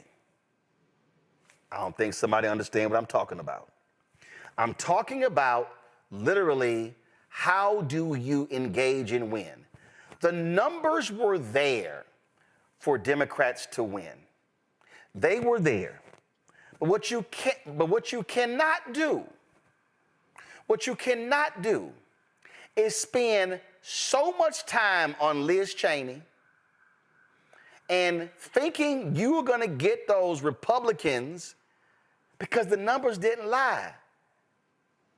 And all these other folk, and just, again, I appreciate all of the viral ads of the Lincoln Project. But have they actually moved 3% of Republicans away from Trump? Have any of those groups actually moved Republicans over? How much money was invested in them? How much money went to them? And I really want to know. I really want to know what's the total number that went to black groups. And I've seen some reports. The Reverend Sharpness National Action Network got 500,000. National Urban League got 2 million. All these different groups. If I'm the campaign, I want to know what you did with it. It's very easy to find that out. No, not how much you got. Well, I said what you did with it, because I'm talking about what you did with it. I'm saying, if I'm looking at how I spend money, I want to look at effectiveness for the next campaign. Right. Well, so as you know, the FEC reports are being filed, right? So it's not hard to sort of go through the numbers and get a feel for where a lot of this money was spent. Obviously, $1 billion campaign that's only 107 days. But to the point that you made earlier, Roland, and happy birthday, by the way, about a plan of action that lasted, of course, more than a year, more than the campaign year. That's something that is heard at a lot of canvas kickoffs, a lot of barbershop events. I can't think of one barbershop event that I witnessed where somebody didn't look up and go, "This is the only time I've seen you." But one of the biggest problem of this campaign, in my view, is June 24. That leads to July 21. The vice president did not know that she was going to be running a 107-day presidential campaign. And of course, she had to adopt the staff of Joe Biden, which is, of course, headed by Jen O'Malley Dillon. At that moment, everything is just compacted into this, moment where you don't have the strategy that you'd normally have. I mean, I've seen campaigns for attorney general that were planned 2 years in advance. And this is a presidential campaign that she had to be a part of in 107 days. And to me, that is the reason that you don't have what you were talking about, Roland, with regard to a deliberate strategy. Now, that's not the reason you don't have a GOTV plan, because you can see something is wrong with the GOTV. I can't speak to Georgia, but the number in Virginia looks like it's going to be the lowest since the 1990s in a presidential year. We don't exactly know that yet, but it looks like it will be. So there's something going on with the turnout with regard to black voters that is hugely problematic, and it does lead to what you were just saying with regard to investing in things like, not only the concerts, which, by the way, I didn't have any problem with, but the lack of GOTV focus. There's something that was off there. Yes, here's what I keep saying is happening, and I don't understand why these people don't get it. And I'm gonna say it again right now. For every year you get away from the civil rights movement or the black movement, every year you get away from that movement, African Americans less self-identify as Democrats, which means that that person is like, I ain't a Democrat, I ain't a Republican. Then they go, you're independent? Man, I ain't saying that, I'm black. Which now means you now have to expend more energy, more time, and more money to go after the group that you historically did not have to expend that amount of time, that amount of energy, and that amount of money. And so the problem is, you had this white woman, Jen O'Malley Dillon, with no cultural competency, right, who was sitting there, who did not understand what was happening out here when people like me were literally saying it every single day. It was there in the data. It's in the conversations. So you had black folks who were sitting here like, I might choose the couch. The couch was real. When did we start saying the couch was real? In 2023. Right. So, but when you run this campaign of, oh yeah, well we only gonna do, all right, we're gonna throw it a little bit over here. No. And then what did I also kept saying? I kept saying on the show, your runway is getting shorter. It's getting shorter. If you fly in a plane and you like, shit, come on, pull up, get the maximum energy, pull up, because I gotta clear the trees. Runway was getting shorter. And so as they kept BSing along, guess what? Runway getting shorter. So now you were losing your informative education and enlightenment stage. You already now into registration voting stage. So now you're trying to play catch up and, oh damn, how do I now communicate with folks? And the thing here, Reese, and I got no problem saying it, they weren't listening to black people. Black people were telling them, if I'm on a campaign and I'm looking, this is real basic. If I'm looking at a campaign and I gotta win Wisconsin, I gotta have 70% black turnout in Milwaukee. Right. And I've got to, and I know I gotta do elsewhere. Here's what they miss, Reese. They miss that white people increased their turnout. That's what they missed. Trump did better in Milwaukee this time than 20. He did better in Detroit, 13,000 votes in Detroit compared to 2020, but that's still an increase. You have to offset that somewhere. And so, again, what you're dealing with here, and this is what the James Carvilles and the David Axelrods And all these people, they don't want to deal with. They don't want to deal with, Reese, white Democratic strategists who don't understand that they have no cultural competency and know how to appeal to a changing multiracial electorate. That's just the facts. Of course, white turnout increased. Everybody was going after the white voter. Duh. Everybody telling them their vote is golden. Everybody wants them. Yes, of course they're going to come out. The stakes are all on them. So, yeah, their vote is going to turn out.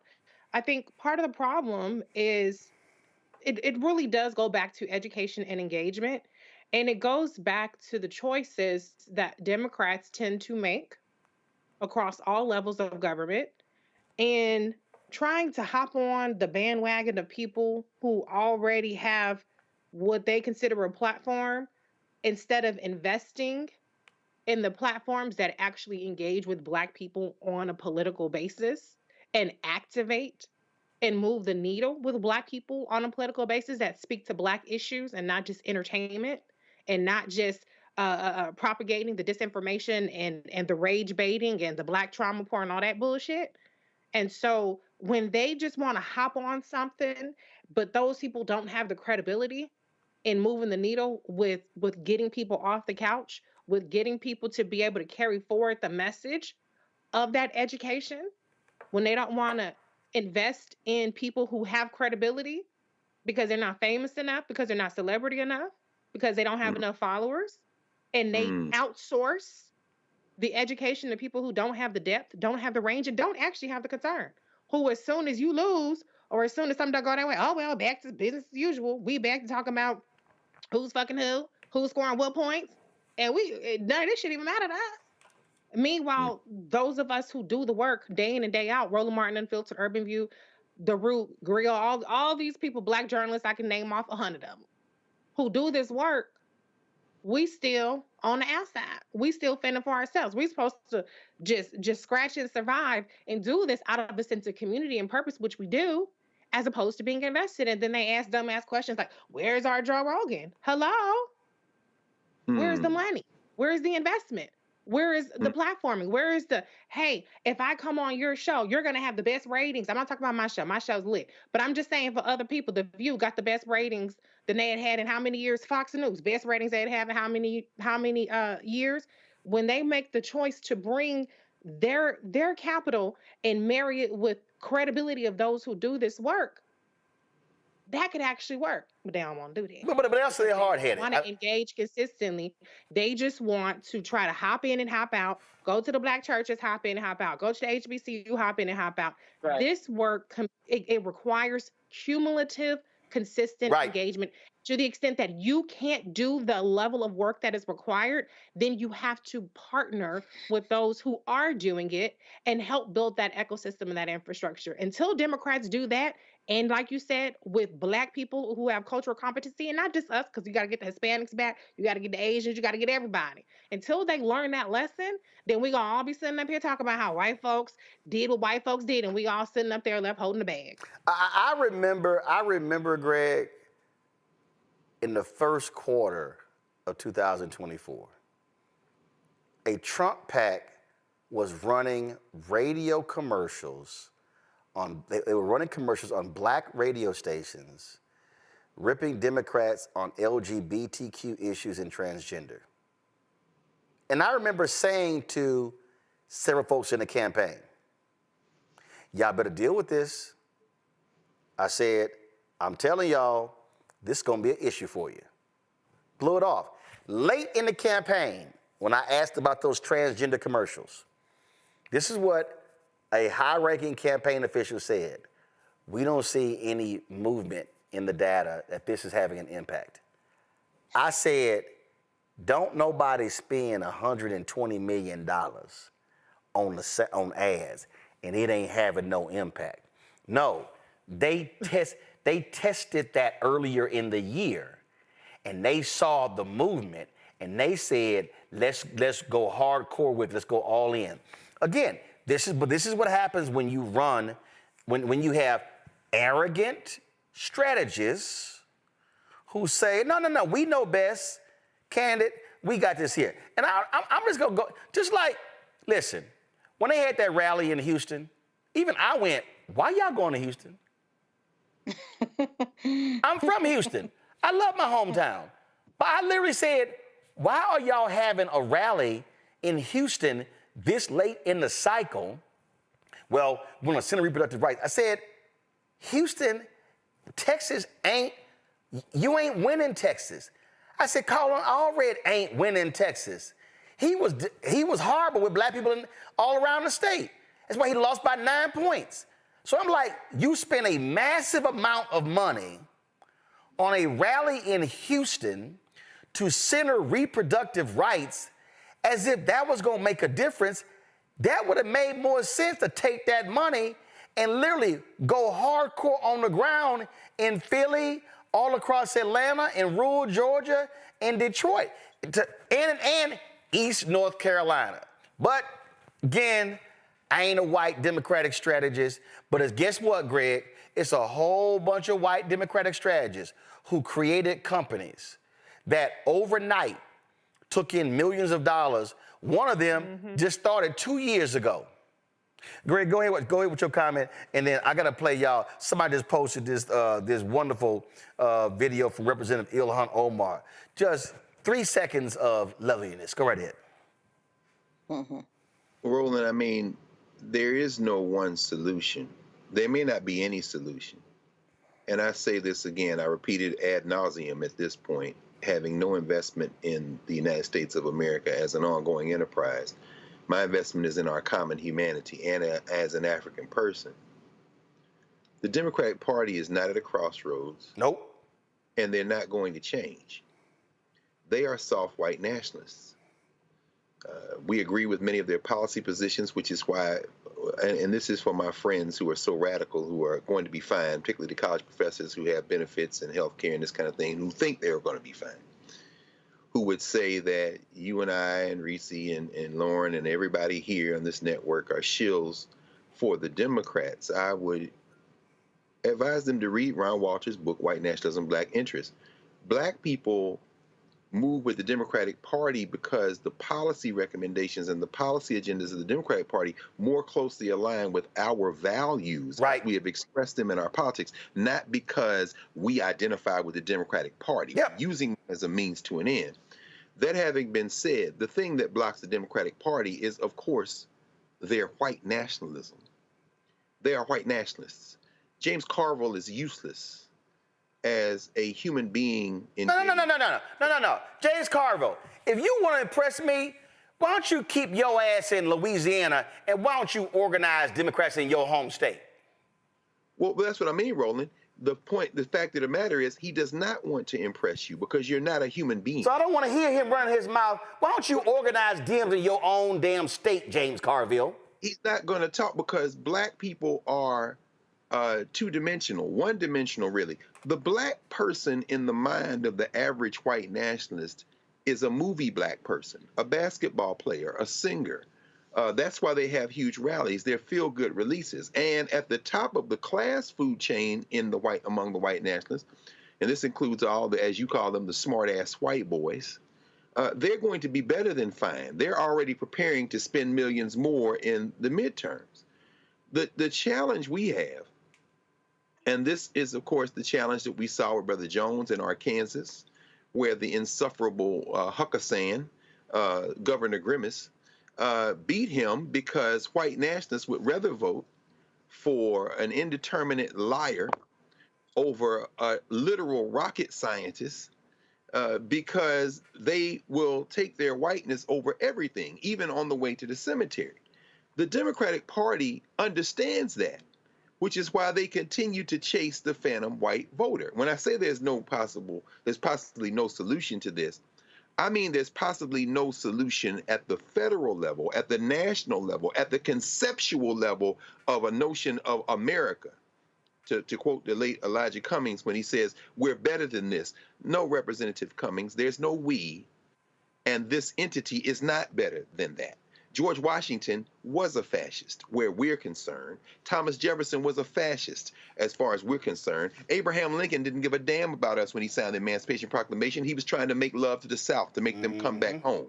So he didn't give a damn about us either. The 13th, 14th, and 15th Amendments were passed because the Union had no choice but to impose a federally supported military regime, 5 military districts on the South, in order to break them, and they used us as the instrument to do it. That's why we got those amendments. After that, a century later, we fought our way out of the reconciliation between the white North and the white South. That was the Civil Rights Movement. And these white nationalists, aided and abetted with a federal government, have fought for the last 3 generations to roll back the 20th century.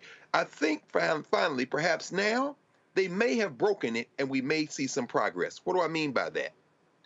White nationalists hate the federal apparatus unless they're in control, at which point they want to impose it on everyone. White nationalists hate state-level control until they're in control of it. Well, guess what? Now that you have the whole federal apparatus, now that you have, in the words we heard earlier from the mayor-elect, caught the car, you're going to realize that what you caught isn't what you thought it was, because now states' rights strategy can be inverted, you see.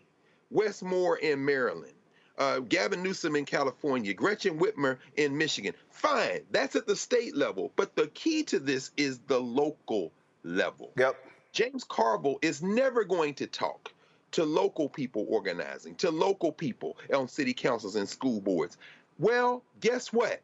We don't want you to talk. Roland, when you go through the South and when you go anywhere in those churches and those community centers in your work, that is the work that's going to allow us piece by piece to gain some measure of control. And when the feds come in there, does anybody believe that this is going to go smoothly when that man that sounds like he's been drinking in the day and stumbled out into broad daylight, the one they're going to put out over ICE?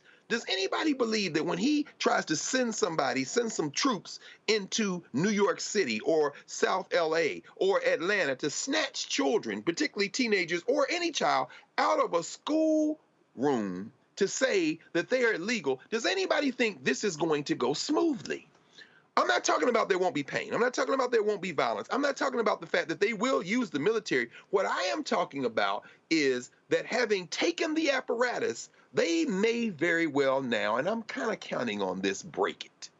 Because the contradictions will be so stark and so obvious to everyone that individuals will have to make a choice. It doesn't mean people will be politicized, but it does mean you're not going to put your hand on my 6-year-old and not expect me to do everything to stop you from doing it. And I'm wondering at that point whether or not we're going to see something very different than polite conversations about who runs for president. Indeed, indeed. Y'all, I'm going to go to this real quick before I go to break. So this guy challenged Congresswoman Ilhan Omar in an elevator and told her she needed to go to Gaza, sweetheart. And she answered him. Check this out. Go to Gaza, sweetheart. Go to Gaza. Go to Gaza, sweetheart. Go to Gaza. And she said, F you. Go to Gaza, sweetheart. Just saying. Go ahead, Ilhan. Just saying. All right, y'all, real quick break. And I'm going to come back with these final stories.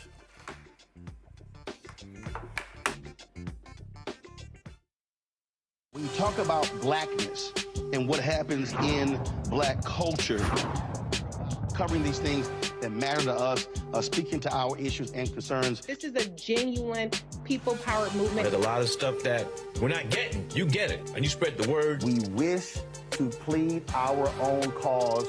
Too long have others spoken for us. We cannot tell our own story if we can't pay for it. This is about covering us. Invest in black-owned media. Your dollars matter.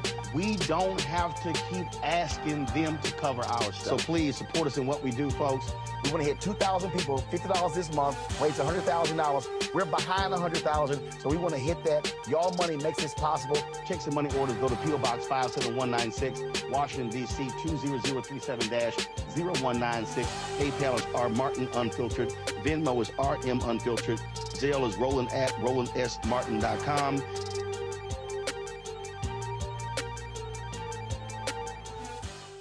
How you doing? My name is Mark Carey, and you're watching Roland Martin unfiltered, deep into it, like pasteurized milk without the 2%. We getting deep.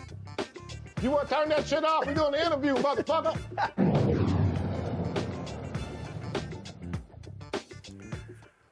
Florida files a lawsuit against the Federal Emergency Management Agency director and a fired employee for telling a survivor assistance team after Hurricane Milton not to visit homes displaying signs supporting Donald Trump's candidacy. Ashley Moody, the state's Republican Attorney General, alleged FEMA Administrator Deanne Criswell agreed to deny Trump supporters relief alongside the terminated employee Marn'i Washington. We had Washington on the show earlier this week. She explained that they skipped homes after being met with hostility. The lawsuit filed Wednesday in federal court in Fort Pierce, Florida, asked for unspecified damages and a declaration that the two FEMA officials unlawfully conspired to violate Floridian civil rights.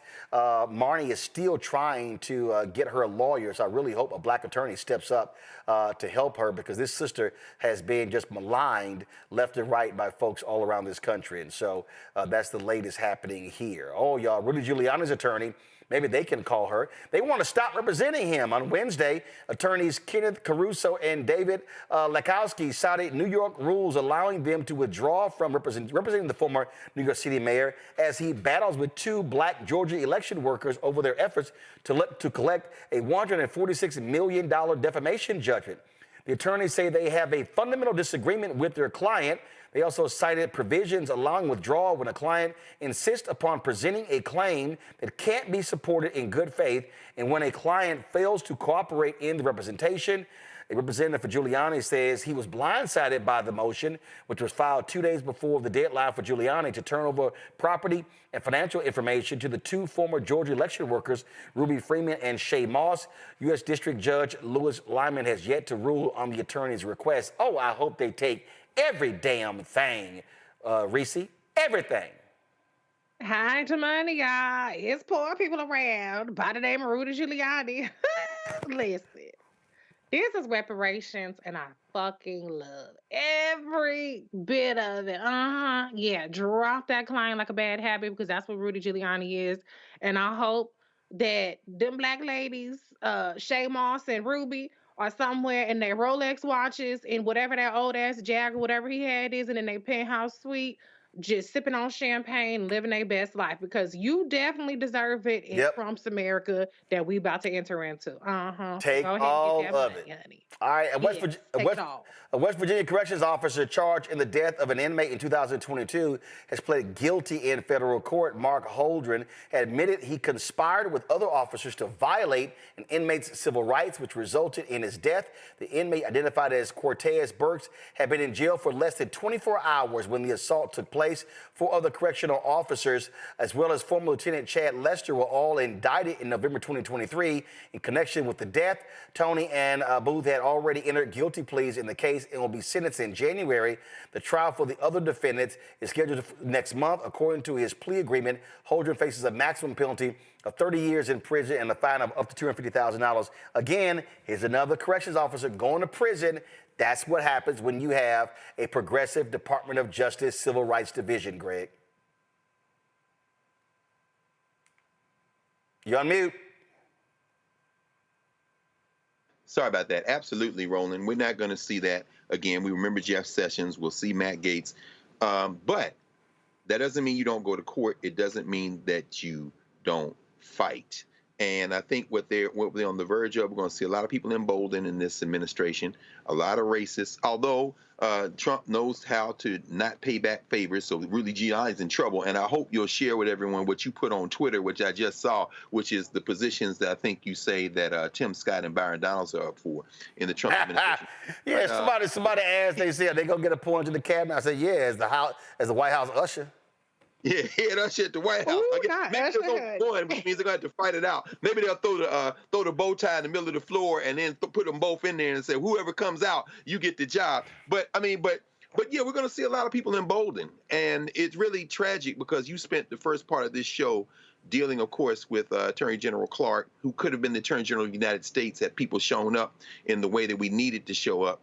But at the end of the day, all of that's going to be rolled back. People are going to be emboldened, but I really don't think that they have the numbers that they think they have, and what they finally have misjudged is the idea that them seizing the apparatus of the law will mean that we will all conform because we have respect for the law. And that's when they're going to find out that black people in this country have never respected the law except for its ability to punish people. Once we lose that fear, it's going to be a different story. I don't know many more times these prison guards and cops and stuff going to be beating up on people before at some point the fight back may overwhelm their capacity to keep tamping that down. But I guess we'll all see. Absolutely, absolutely. Folks, some sad news to tell you about. Lou Donaldson, known as Sweet Papa Lou, is now an ancestor. He passed away on November 9th at the age of 98. Donaldson was one of the final surviving member of the original Art Blakey Quartet. In 1954, the group introduced hard bop into the growing jazz classification lineage. A native of North Carolina and a World War II veteran, Donaldson performed with everyone from Thelonious Monk to George Benson. His blend of soul, blues, and pop led him to achieve mainstream recognition with his 1967 cover of one of the biggest hits of the time, Ode to Billy Joe, and his notable album, Alligator Boogaloo. Our hearts and minds are with the family of the musical jazz legend. I know you had something to say about that, Greg. Yeah, I mean, 98 years old is a good run. Roy Haynes beat him by 1 year in 99. These are two of the last bebop legends, man. These are the cats that played with everybody. When I think of Lou Donaldson was in the Navy. He got drafted into the Navy and was at Camp Robert Smalls, just outside of Chicago. I mean, a legend all the way through. And, of course, Roy Haynes, of course, Snap Crackle, you know, and with Juden Jameson, who I know you talk about in a moment, you know, that last generation, although the man that you interviewed, and let me ask him a question which I will cherish to the end of my life, the great Sonny Rollins still walks the earth. There are very few, man. And for young people, go back and listen to this music. Listen to Lou Donaldson. Listen to Roy Haynes on the great blues and abstract too, Stolen Moments with Oliver Nelson. Ground yourself in that. We need our artists to step up now. And Lou Donaldson, of course, is in the first rank of those. Go gently, brother. You'll become a powerful ancestor. 98 years old is a good run. You spoke of Roy Haynes, a percussionist, nicknamed Snap Crackle. He passed away November 12th at the age of 99. Haynes was known for his punchy snare and cymbal patterns. His distinctive style made him an in-demand percussionist for marquee talent like Miles Davis, Charlie Parker, Sarah Vaughan, Max Roach, Charles Mingus, and Lester Young. Haynes earned 2 Grammy Awards, the first for Best Jazz Instrumental Performance in a Group in 1989 for his album Blues for Coltrane, a tribute to John Coltrane, and in 2000 for Best Jazz Instrumental Performance, Individual or Group, for the album Like Minds. Like Donaldson, Haynes had a prolific recording career. Our condolences certainly go out to his family as well. And as Greg mentioned, one of our greatest artists. We also have lost this sister. I got an opportunity to be on the same show with her when Monique had her show on BET. Judith Jamison, an internationally acclaimed dancer who later served as artistic director of the Alvin Ailey American Dance Theater for 2 decades, passed away on November 9th after a brief illness in New York. She was 81 years old. Jamison grew up in Philadelphia and trained in ballet there from a young age. She performed on Broadway and formed her own dance company before returning to serve as artistic director for the Ailey Troupe from 1989 to 2011. As a dancer, choreographer, director, and speaker, her distinguished career leaped over barriers of race and gender. Reese and Greg, I mean, she absolutely, you talk about greatest American dancers, Judith Jamison certainly is on that Mount Rushmore. Yeah. Cry, Revelations. You talk about not only a muse for Alvin Ailey, which is just one way to describe her, but Judith Jamison was literal walking elegance and grace. And so I can't imagine what it was like to be there in conversation with her and be in community with her. Judith, every, what did they say? Every move a picture. You see her there talking, whatever she was doing. But to see her perform Cry, or to see Alvin Ailey's Revelations with Judith Jamison at the center, there she is right there, man. That's just a photograph. And so, yes, can't be overstated. Well, the day before the election, of course, we lost the great Quincy Jones, and we've been so busy with that. So for everybody who's watching and listening, on Friday, Friday's show will be a 2-hour tribute to the artistry and the magnificence of the Renaissance man, Quincy Jones. Talk about somebody dying at the age of 91. I dare say he packed 200 years of life into those 91 years. And so we wanted to make sure that we give him a proper tribute. Things get so busy. We didn't get a chance to do a James Earl Jones and a John Amos, special. But we certainly believe that Quincy Jones is deserving of that. So tune into our show Friday. We'll pay tribute to the great Quincy Jones. Reese, Greg, I certainly appreciate it. Thank you so very much. Lauren as well. Thanks a lot as well. So I appreciate it. People kept asking me, Reese, they were like, what you gonna do for your birthday? I said, I had 2 dental appointments. I got the show to do, then I'm going home. Folk don't, listen, we traveled so much and went so hard during this election. I said, listen, I can celebrate my birthday throughout the whole year.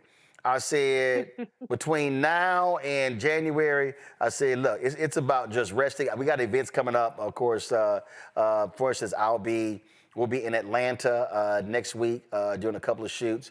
The following week, of course, is Thanksgiving. The following week, I will be on the road. I'll be speaking at a private memorial service for Frankie Beverly in Oakland. So I head to the Bay Area for that. And then, of course, we got Global Hope Forum coming up. I'm speaking in Detroit December 11th, and so look forward to that. But it's a whole lot going on. Global Hope Forum in Atlanta going on. Then I head to Jamaica for a couple of weeks for R&R. Oh, and by the way, we will be broadcasting on January 20th, but we'll be discussing MLK Day.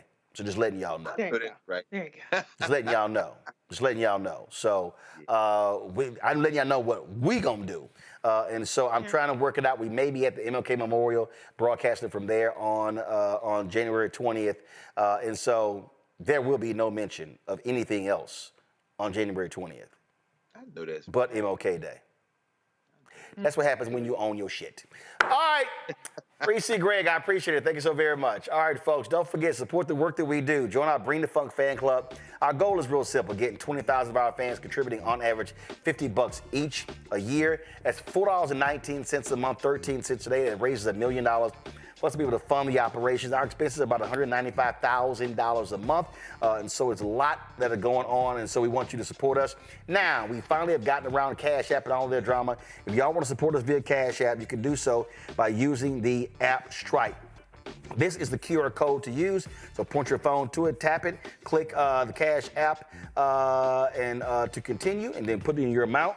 And there you go. Also, you can send your check and money order at P.O. Box 57196, Washington, D.C. 20037-0196. Venmo's RM Unfiltered. PayPal R Martin Unfiltered.